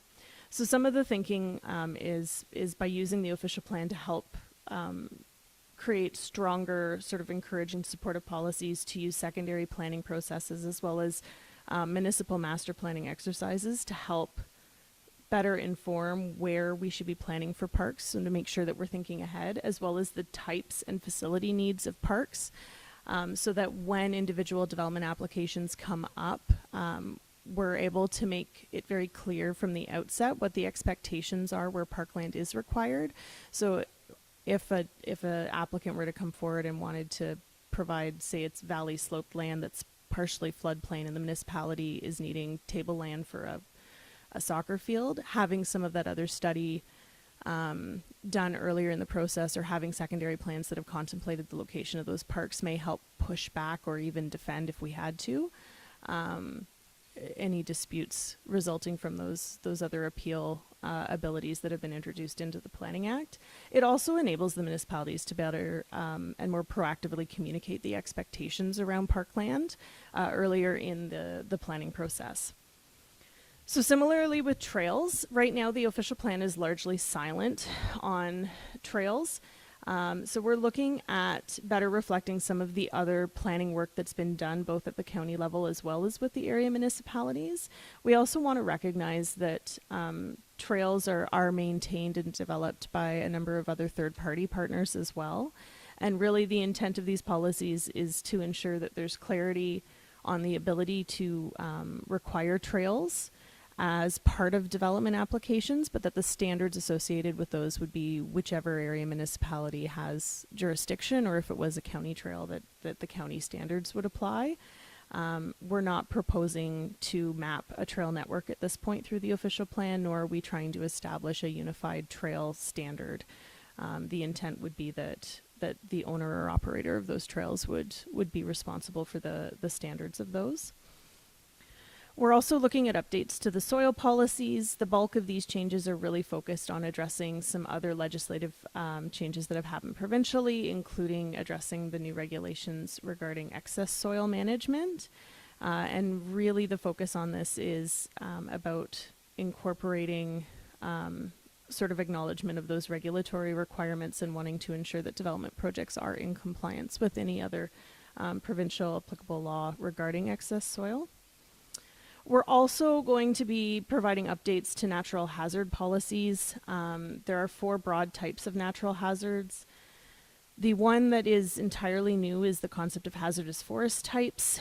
This is a type of hazard associated with forest fire risk. It's not something that's likely to have broad application in the county, but we do need to incorporate policies. Largely, these will be focused on ensuring that environmental studies are required in areas where there could be potential for greater forest fire risk if development was proposed adjacent or within one of these areas. And these areas are largely larger stands of coniferous plantation that tend to or could have conditions more conducive for greater fire risk based on provincial criteria. So that one's a bit of a new one, but based on some initial analysis that staff have done, it's not likely to have a lot of applicability in the near term as part of future development. We're also going to be providing some minor updates to make sure that the flood policy requirements in the official plan are up to speed with provincial policy. And we are having some further conversations with our counterparts at the conservation authorities too, to make sure that we're catching any inconsistencies there as well for alignment purposes. We're also continuing to monitor the forthcoming changes to Section 28 of the Conservation Authorities Act to see if there's further revisions or implications to planning processes. And we're continuing to have discussions with our CA counterparts on those pieces. The last subject area that we're also looking at is around air quality, energy efficiency, and climate change. Bringing a climate lens into the official plan is something that's going to be fairly new. This isn't a lens that's really in the plan right now, in part just due to the vintage of the plan that we have. So we're looking at some proactive ways to try to do this, but again, a lot of what we're contemplating is supportive policy, and a number of these policies would be supportive to the ongoing review around density requirements as well. So density on its own can do a lot of things to provide housing, but to provide great communities for that housing to be in, it requires other additional mechanisms and components. Some of that focuses on aspects of like urban design, ensuring that neighborhoods are compact, that we're thinking about walkability, incorporation of green infrastructure, these sorts of things. So there's a lot of these policies that have the potential to be very supportive to ensure that while we're also reviewing density requirements through a separate project, that we're putting in policies and we have the enabling framework in place to make sure that we're still designing and planning for great places to live, work, and play. The other piece around this that I'll mention quickly too is we are also looking at further updates to some of the energy efficiency policies. So the energy policies in relation to the agricultural area were updated through the First Amendment. So these are the supporting policies for settlement areas and basically any portion of the county that's not ag.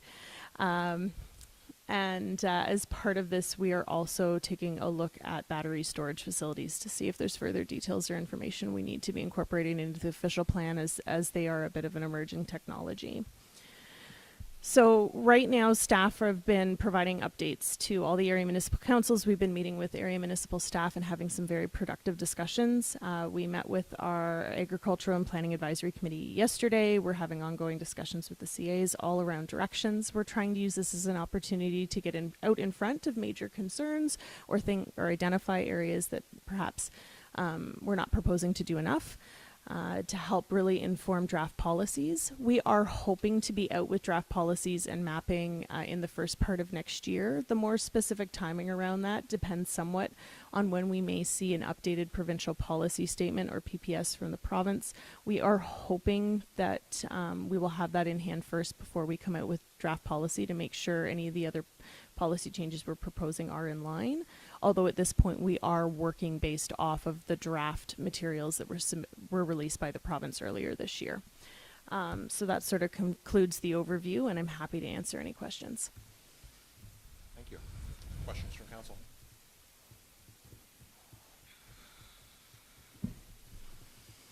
I guess a super comprehensive presentation, April. Thank you. Yeah, I guess that's it, right? All good? Okay, thanks very much. Thank you. We're not quite at 11:20 yet, so I'll jump to information items, 11A and B. Moved by Stewart, seconded by Grigg, that items 11A and B be received and filed for information purposes only. Is there any discussion? All those in favor? Opposed? That is carried.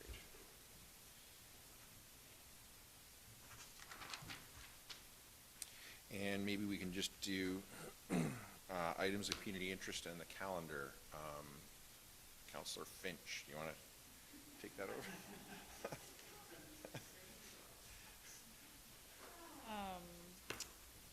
So, first of all, I think this is a good time to say, Paul and I went to the Harrington Haka Christmas last night, and I want to say thank you to all of them.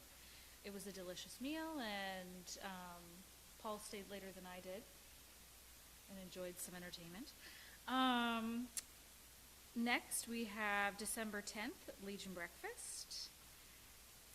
December 12th, a Christmas dinner at the Knox United Church for anyone in the area wanting to go. The Caledonians are doing a whiskey tasting at the Legion on December 18th at 7 p.m.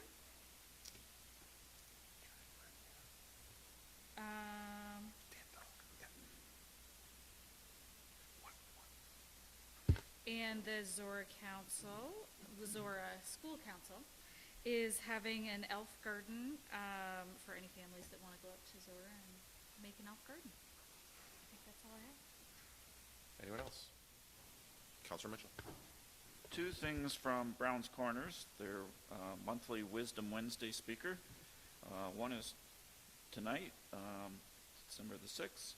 It may be of interest to you, Mr. Mayor. Todd Pearson from Kintor Coffee is making a presentation, and he will have samples, I believe. The other one's a little further out, but I think it's was worth mentioning, and that's January 10th. Stu Slater will be speaking on the Amish community in Uniondale area and the 60 years that they were here and the contributions they made. This is a repeat of a presentation that he made a few weeks ago in St. Mary's about this issue, so I'm looking forward to that one. Not so much the one about coffee. I will put a plug in for Todd, though. If you haven't met Todd, like, he is a dynamic guy. Like, I would, if he wanted to do a presentation on the phone book, antiquated reference, but you know what I mean, right? Like, he's just a dynamic person.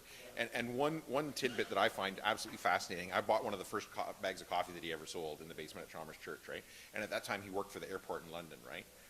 And so the first bags of coffee that he sold were in, I think they were WestJet AirSec bags, because they're the right size. So he had access to them real cheap, and that's what he used, right? Because at first he was just selling them like family and friends kind of thing. So I guarantee you there will be gems like that in that presentation if anybody wants to go and hear him talk. It's a fascinating story. And of course the business path that he's been on, from literally selling them in a basement of a church while he had another job to literally being forced to quit his job because his side hustle was so demanding of his time. It's literally I always say it's like, kind of like the poster child for rural Oxford Economic Development Corporation, right? To turn those side hustles into like, he went in the period of about 5 years, he went from, I kind of just roast some coffee for some friends to, I have a building and I have 3 employees and I have multiple vehicles and my coffee is in grocery stores literally across the province. Like, so that would be a good presentation, whether you like coffee or not.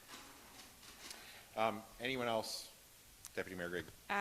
Sunday, December 17th is the Calathumpian Santa Claus Parade in Thamesford at 6 o'clock. I have 6 o'clock. And usually there's someone collecting non-perishable food items. So. On that, anybody going in that parade? So, who's buying the candy? Just because Councillor Finch bought the candy for the Embro Parade. I didn't have to do it for the first time in years, and it was nice. I have already purchased the candy for the parade. I already have it. We should talk about quantity then. Yeah. We should also say thank you to everybody that put a float in the Embro Parade. That was pretty awesome. And thanks to the Egg Society for setting up the meet and greet with Santa. It was fun. It was. Yeah, we should talk quantity before the day, because every year I buy more, and every year I run out. And we ran out, but only right at the very, very, very end, right?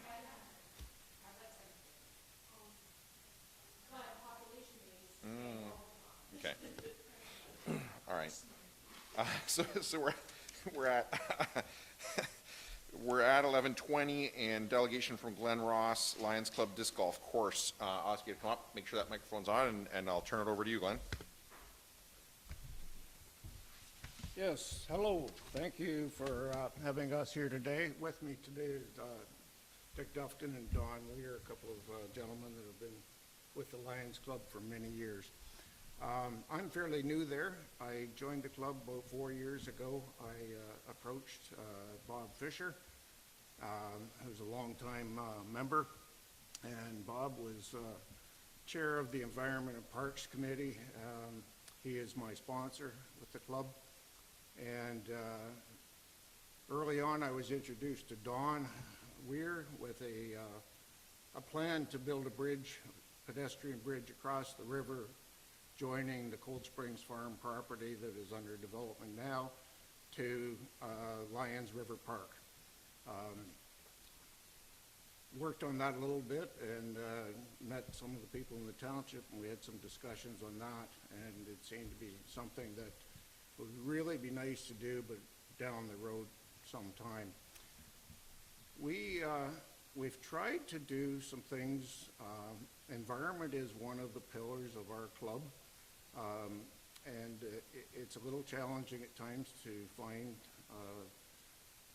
places and areas that we can do environmental projects. And so we've come up with a project working with Upper Thames. We started out wanting to know if there's more things we could do, open up the space in River Park so that people could see and enjoy the river a little bit better. There's a lot of weed growth and so on along there. We talked about maybe a pavilion back a couple of years ago in that park, and of course we were told that that's really not possible because of the floodplain and so on. So it's somewhat limited what can be done in the park. We see that park, it was donated, if I understand correctly, by Harvey Beatty, the property, most of that property, maybe not all of it.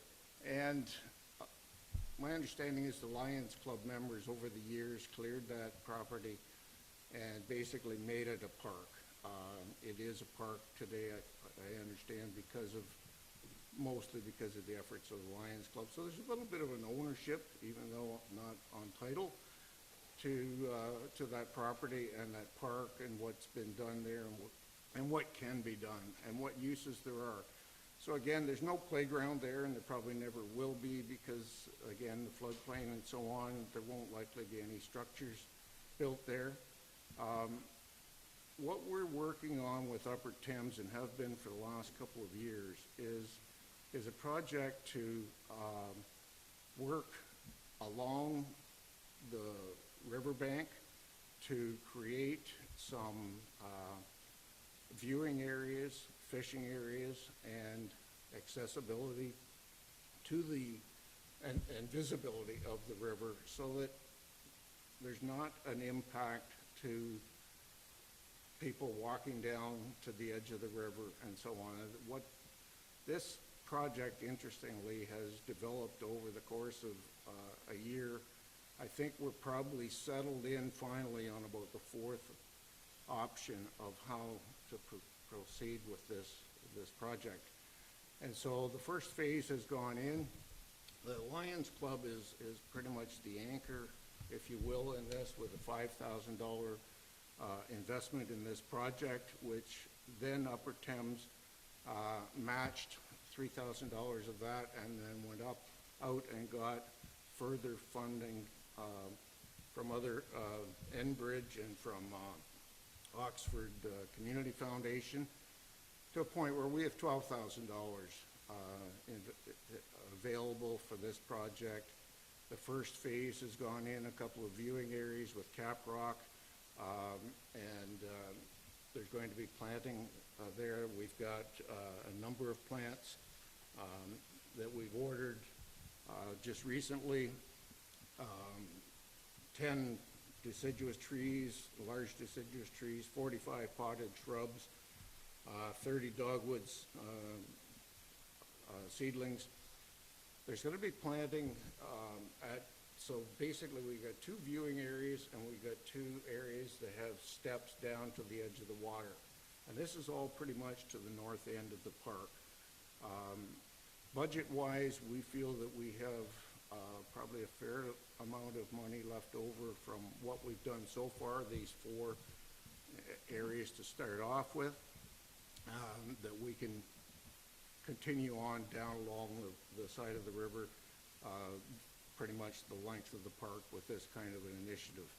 What we see this park is very much, you know, you've got a parking lot, you've got a walking trail, you've got park benches, and you've got a few picnic tables.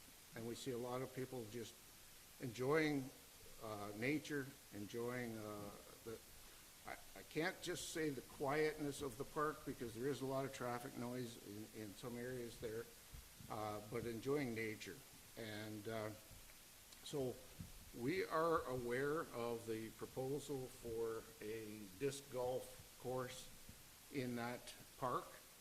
On one hand, I kind of understand that that is a type of use that probably is acceptable, because it isn't structures or what have you that the floodplain maybe is not a factor.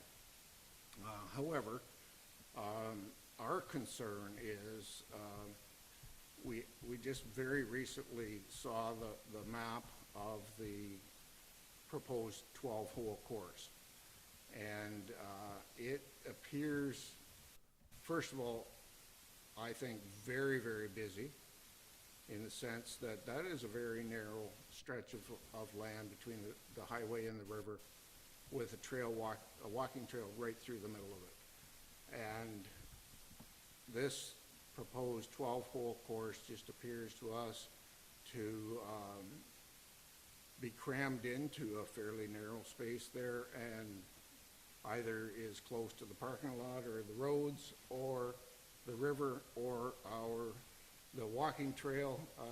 There just doesn't seem to be enough room for it.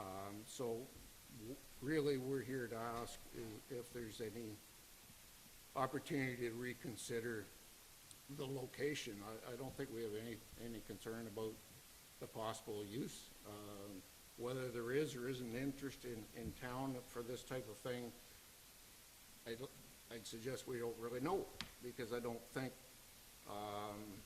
you know, nobody in the Lions Club was aware of this at all, except myself, and I don't think the general public is aware of this proposal, other than if they might have seen it on the agenda. I certainly wasn't aware of the magnitude of the proposal, 12-hole course. I could see possibly a few holes in there. It is just, we feel that it is kind of contrary to the nature of the park and what we are trying to do with it, working with Upper Thames and enhancing the nature, is promoting first of all, we're going to involve the community in planting in the spring. We'd like to do additional planting beyond the scope of what we're planning next spring. Upper Thames is promoting, working with us and probably the township to some degree, to have a celebration of the watershed event in River Park next June. And so you'll be hearing more about that as we work towards planning that. We've worked with the township on this project from the very beginning. The township being more so as property owner and so on, just sort of at the table to understand what's going on as we go through it. We never asked for any funds from the township. We don't intend to at this point. We don't know if we might down the road as this project grows. It is our club intention and Upper Thames intention to build on what we've started right so far and expand what we are doing for the environment and for the park and for the community in that park. So that's, in a nutshell, my thinking is the best place for this golf course is on the other side of the river. I understand there's a significant amount of floodplain area there that cannot be developed, and you know, obviously there's development underway over there. It would fit in nicely on the other side of the river and not affect the people walking through the trails and sitting at the picnic benches, at the park benches, and what have you. That's really all I have to say. Thank you. Thank you. Just before I ask council for questions, question of clarification for me, is this an official position of the Lions, or is this you? This is the Lions. Okay. Questions from council? Councilor Stewart. You mentioned a lot of the plantings and the work that you're doing with Upper Thames is at the shoreline or along the river. I noticed some other new plantings as well, groves of trees and whatnot. Like, what else?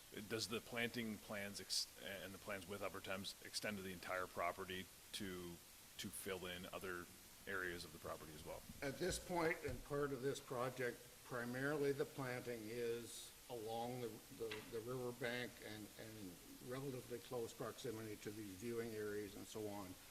We have, though, talked about pollinator gardens. There is a pollinator garden there that we, the club, had some involvement in when we developed and put in the one in North Park. The township actually covered the cost of the one that's in that park. But we've discussed further plantings. We do tree planting there pretty much every year. Questions from council on the delegation? All right. Thanks, Glenn. Thank you. So I will say to council, the request from the delegation was for reconsideration. A decision has been made for council, so before we go any further, is there a motion to reconsider here? I don't want to get into any, debate around a matter that's already been decided by council without a motion to reconsider. Councilor Stewart. So what I want to ask as clarification is, to me, there seems to be a bit of disconnect between the plans that maybe the Lions Club and Upper Thames have been thinking and the asset owner, which is the township, whether that was in terms of their overall plan for the use for what upgrades to a property that the township owns. What we approved in the budget was to go ahead with implementing it.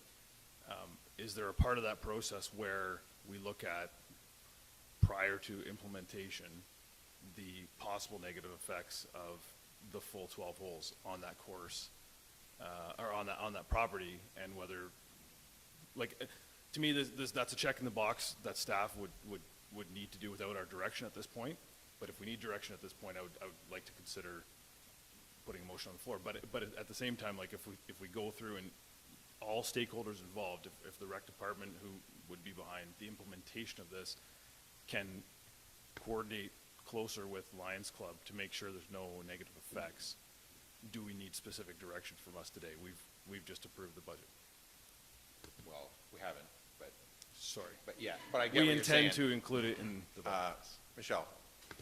I certainly think there's merit in having the department work with the Lions Club with respect to the implementation.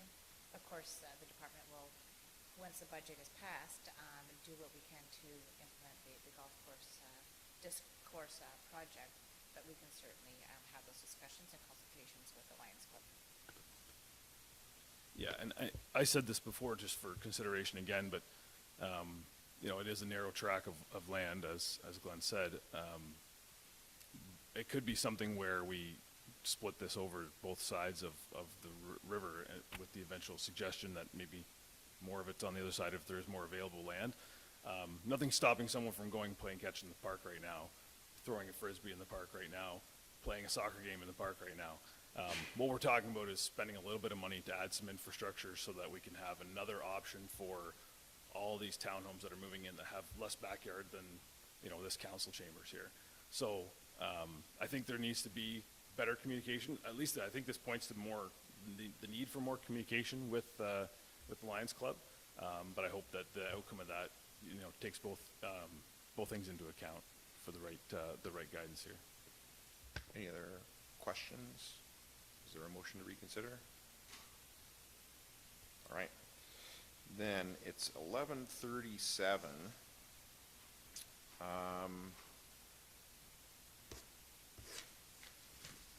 I think we should try 8.5A.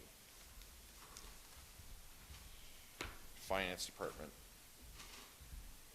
Diane, anything you want to highlight in that report for council?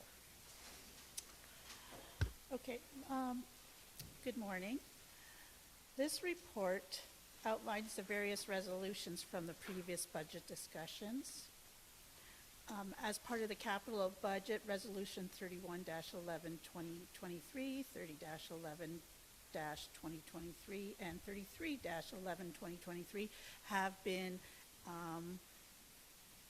revised and added to the budget. So the budget has all these new resolutions in it. The operating budget includes the increase of the rental rates that were passed at the last council meeting for 2024. During the review of the wages within the operating budget, as put forth as per the resolution 28-1123 from council, we have found an error in the calculation. It has since been resolved, corrected, the gap has been assessed, and the process has been adjusted to ensure that this does not happen going forward. These wages that have been adjusted are as shown in Table A. Okay. Also, during the discussion with staff, it came forward that our entry system for our facilities is outdated. And as mentioned in the Recreation Department, they had made a note in that report, in the previous report you just had heard. And so staff are bringing forward this expense also as part of the capital budget so that we can start updating the system in 2024. Because as it stands, if something were to happen right now, we would be basically going back to the old way and using keys, because you can't get any parts anymore for the system. Okay, so that's why this has been brought forward in this council, in this budget, sorry about that. Okay. Also, we have in this budget the preliminary assessment and a tax analysis done by staff. And at this time, we're able to project based on the information provided from MPAC, what our assessment will be for 2024. And with this, we can see our growth.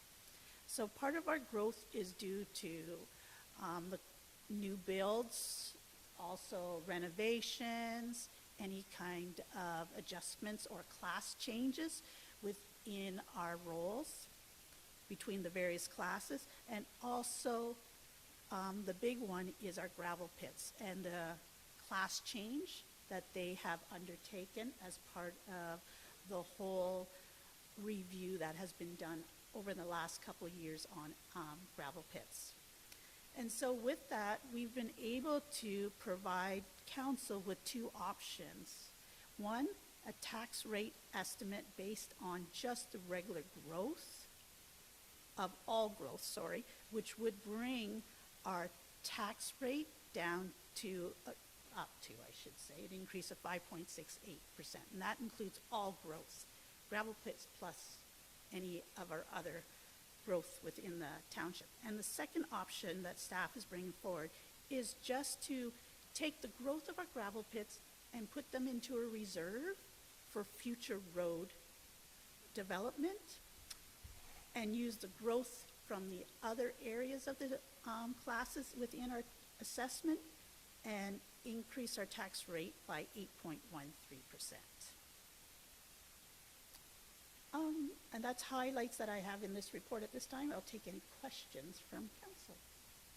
Questions from council on the report? Councilor Mitchell. I just have 3 questions this time, much reduced from previous meetings. First one, in the chart that you mentioned with the revised wages and benefits cost, there are minor decreases for general government, fire service, bylaw, and public works of about 1.6 to 2.9%. Is that reduction entirely because you're reworking how you're handling the leap year payroll situation? That's correct. So what we did was actually did the figures and put it at a 26 pay increase plus the 1 day, and removed the 27 pay period. Okay, and that impacts that transfer there as well? That's correct. Okay. So my next question is related to that. If I added up all the reduction in wages and benefits between the 2 columns, and I came up with just under 315,000, and then we added revenue, increased revenue from rental of just under 17,000, for a total of 331,740 in savings between those 2 columns. But yet the reduction in the tax levy is only 213,000, which is a difference of 118,000. So why isn't the reduction directly reflected in a reduction in the tax levy? Because we also removed the transfer to reserves from that of 125,000 and added the 1 day. So that's that difference then. So previously that extra pay was coming out of reserves. Now it's coming out of the tax levy. Correct. Although it's a significantly smaller number. Correct. Okay. And my last question was, council had asked for a report on the health services line item, and that's a total cost of $105,000. Is that amount still in the budget pending us receiving that report? That's correct, yes. Okay. Which, a comment on that makes sense, because I think the report's not scheduled till June. So depending what council decides to do at that point, and how long, if we do decide to wind down that program, how long that wind down takes, we're still going to have to spend at least half that money. So it should be in the budget, because that's a decision that's 6 months down the road. Correct. Okay, thank you. That's it for. Other questions on the report? Councilor Stewart. Just a question about option 2. Obviously, this is a one-time thing where the reassessment will cause sort of an influx in taxation to gravel pits. Is it our plan, would it be our plan going forward to always take a portion of those gravel pit, the taxation of gravel pits, to put into reserves for roads? As in the next year when we have the same issue, it's just going to be blended into the overall tax base, but do we want to pair that off and have a separate stream dedicated for road rehabilitation or road upgrades? And that's a good comment. And a good question also, and that would be the direction from council to see how they would like to utilize those funds. And if that's something that council would like to see us do, we can do that for sure. Deputy Mayor Gregg.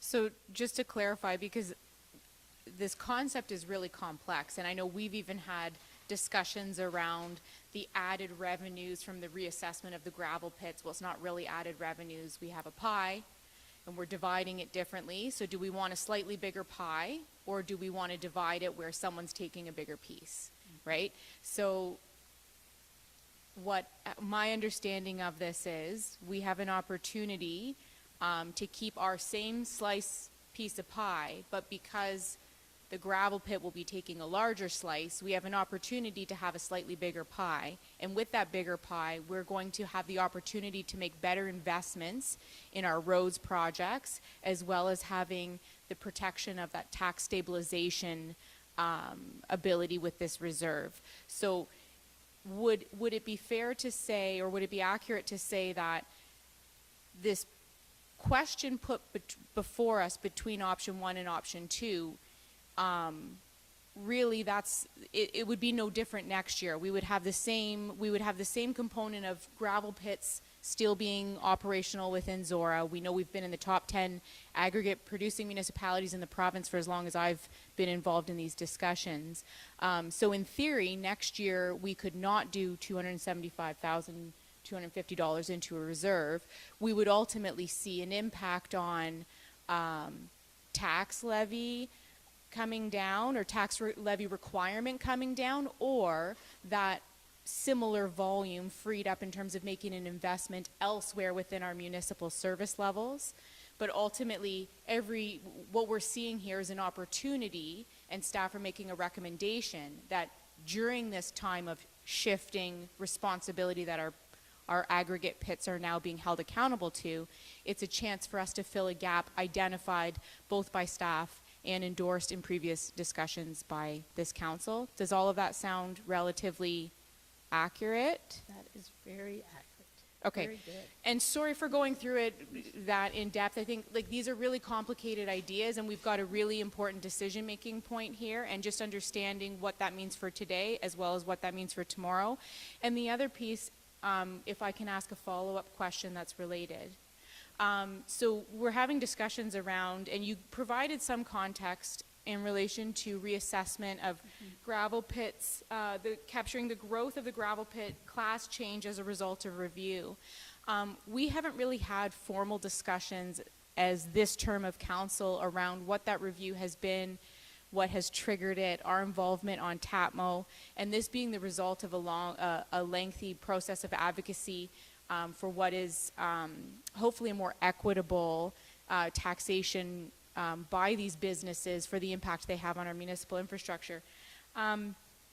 So I'm aware that there's also appeals in process, and there could be some payments that we'll be receiving from back pay from what should have been paid in surplus in previous years.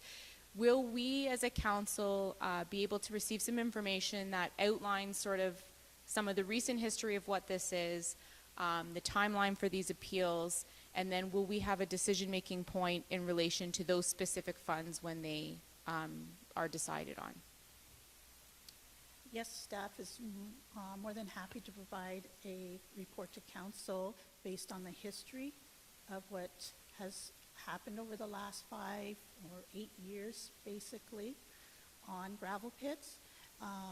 I know with the appeal process, that takes time. We may not know exactly the date of when that's open. We're hoping in 2024 we'll be able to see a resolution, and we can provide the outcome to the council also.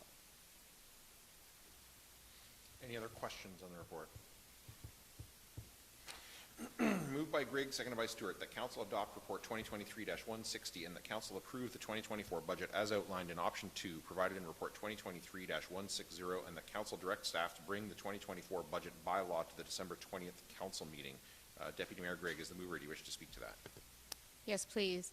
I'd like to thank Diane for the clarification points and highlights that you provided when presenting this report.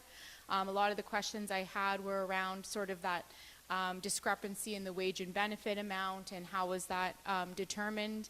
And I appreciate that process has been reviewed so that we're establishing moving forward that we will be, less likely or not likely to have the calculation mishap that we had. Ultimately, it's great news because it's less pressure on on taxation and on that overall tax levy, which we're seeing, incredibly high numbers because the cost of doing everything, I mean, we're all experiencing it in every aspect of our lives right now. The cost of doing everything is so high. So great to see that make that reduction. We have had, and then just moving forward to the option 1, option 2 component of the report. I am in full support of option 2. There's different ways of looking at it. We advocated for our gravel pits to be assessed differently because they have a different and increased negative impact on our roadworks.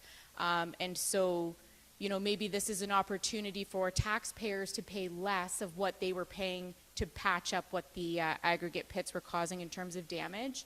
Another way of looking at this is that this will provide additional budget revenue or budget capacity for us to do better with those roads that are being damaged by our aggregate pits. We've had previous reports and discussions around specific roadways.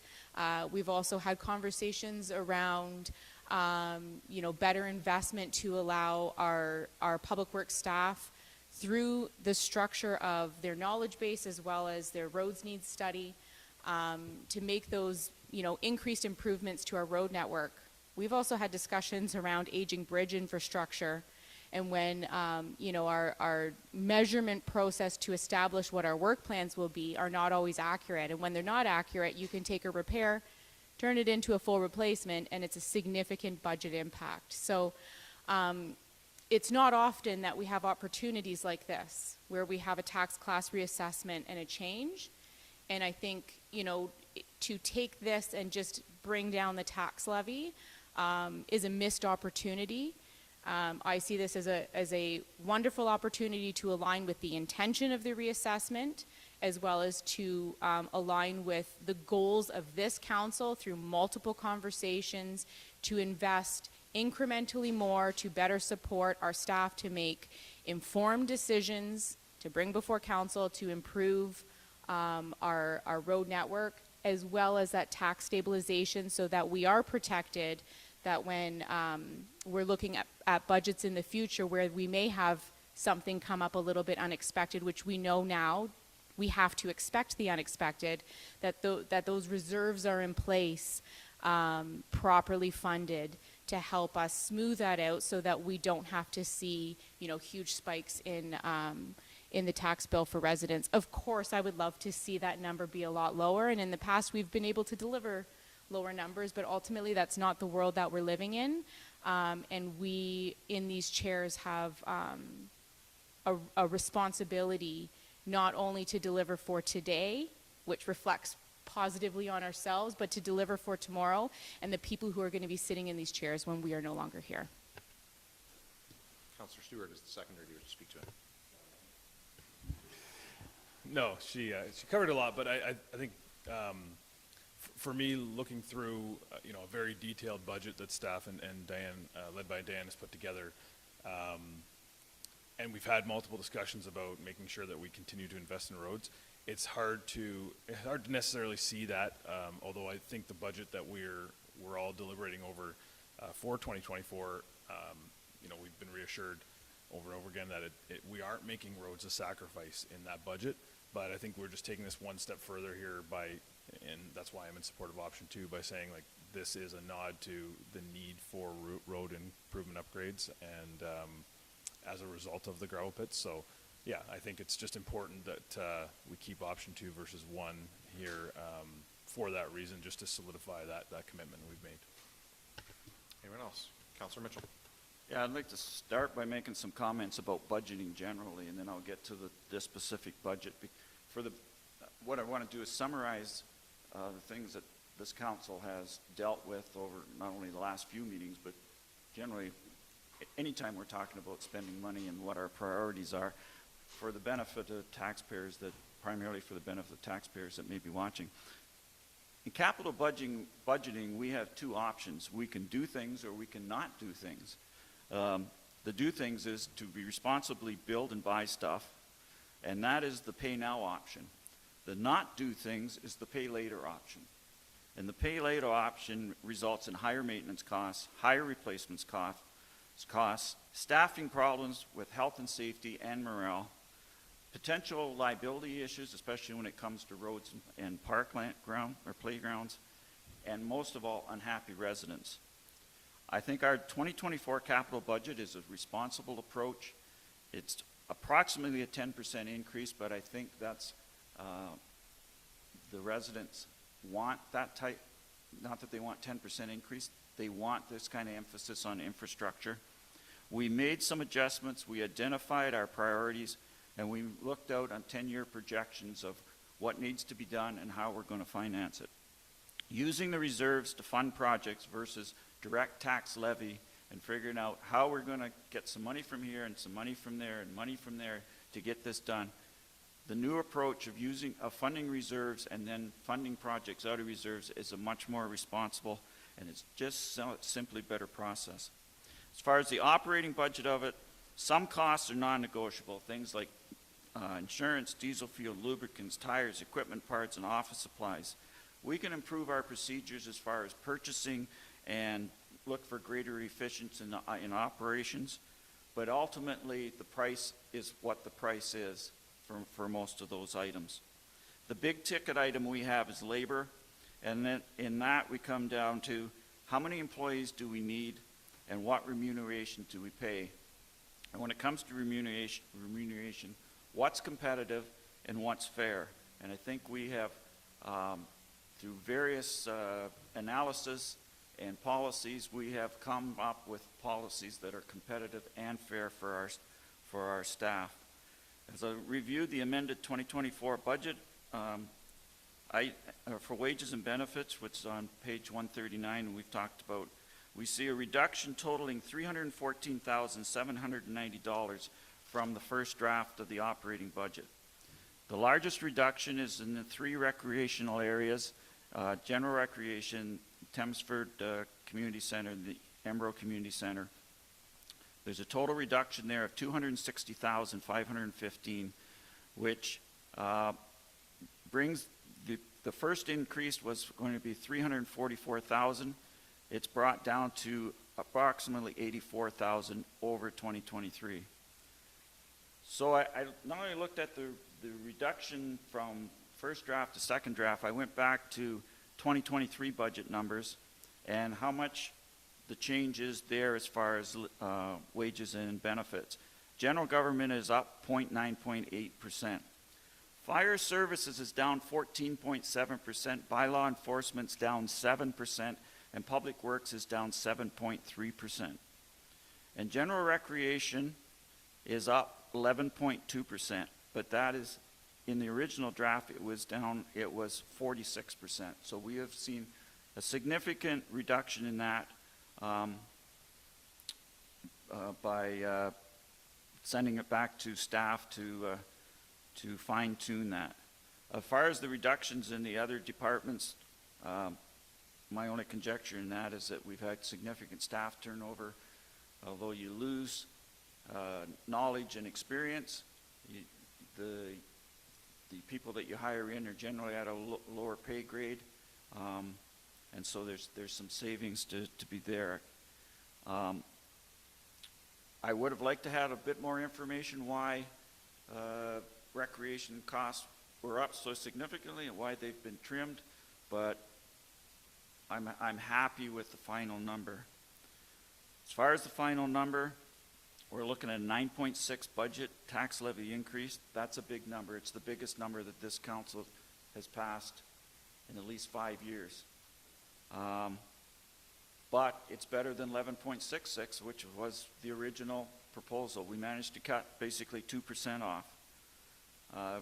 Always in the back of your mind, you kind of, and I think public perception is if you're over the cost, the CPI increase, then you're not being responsible, you're wasting money. But I think in today's climate, the CPI is low compared to what costs of actually operating, and anybody that's been shopping in the last year, I think would see that that's a realistic comment. When you factor in the impact growth numbers, which Diane referred to, and I'm glad that she includes this in the report, because this is important to understand what the impact is. We're looking at a tax increase of 8.13%. Still not great, but it's reasonable. And I, like my two colleagues, do favor option number 2 as far as dealing with the potential increased money from the change in taxation on gravel pits. The whole argument that municipalities have used taking this to court was that gravel pit owners, through their royalties and the taxation system, were not paying enough money to repair the roads the municipalities were responsible for, that they were using to get their product out of our township. So now that we have won the first court case and we potentially have this money, I think it would be disingenuous for us to say, hey, we got $275,000 and we're going to cut the tax increase and make ourselves look good. The whole purpose of this battle for many years has been to get more money for roads, and so I fully support that we put this money into a reserve that ultimately will be used for roads.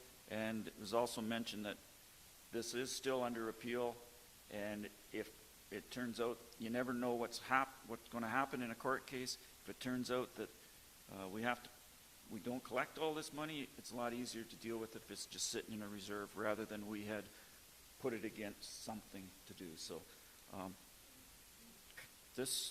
almost the end of budget, so I won't have as much to say in the near future. So that's the end of my comments. I'm like I say, it would be nice if we could come in with a 4% budget increase or a tax increase, but in the world we're living in this year, that's not reality, and this is the best we can do. Anyone else? Councillor Finch.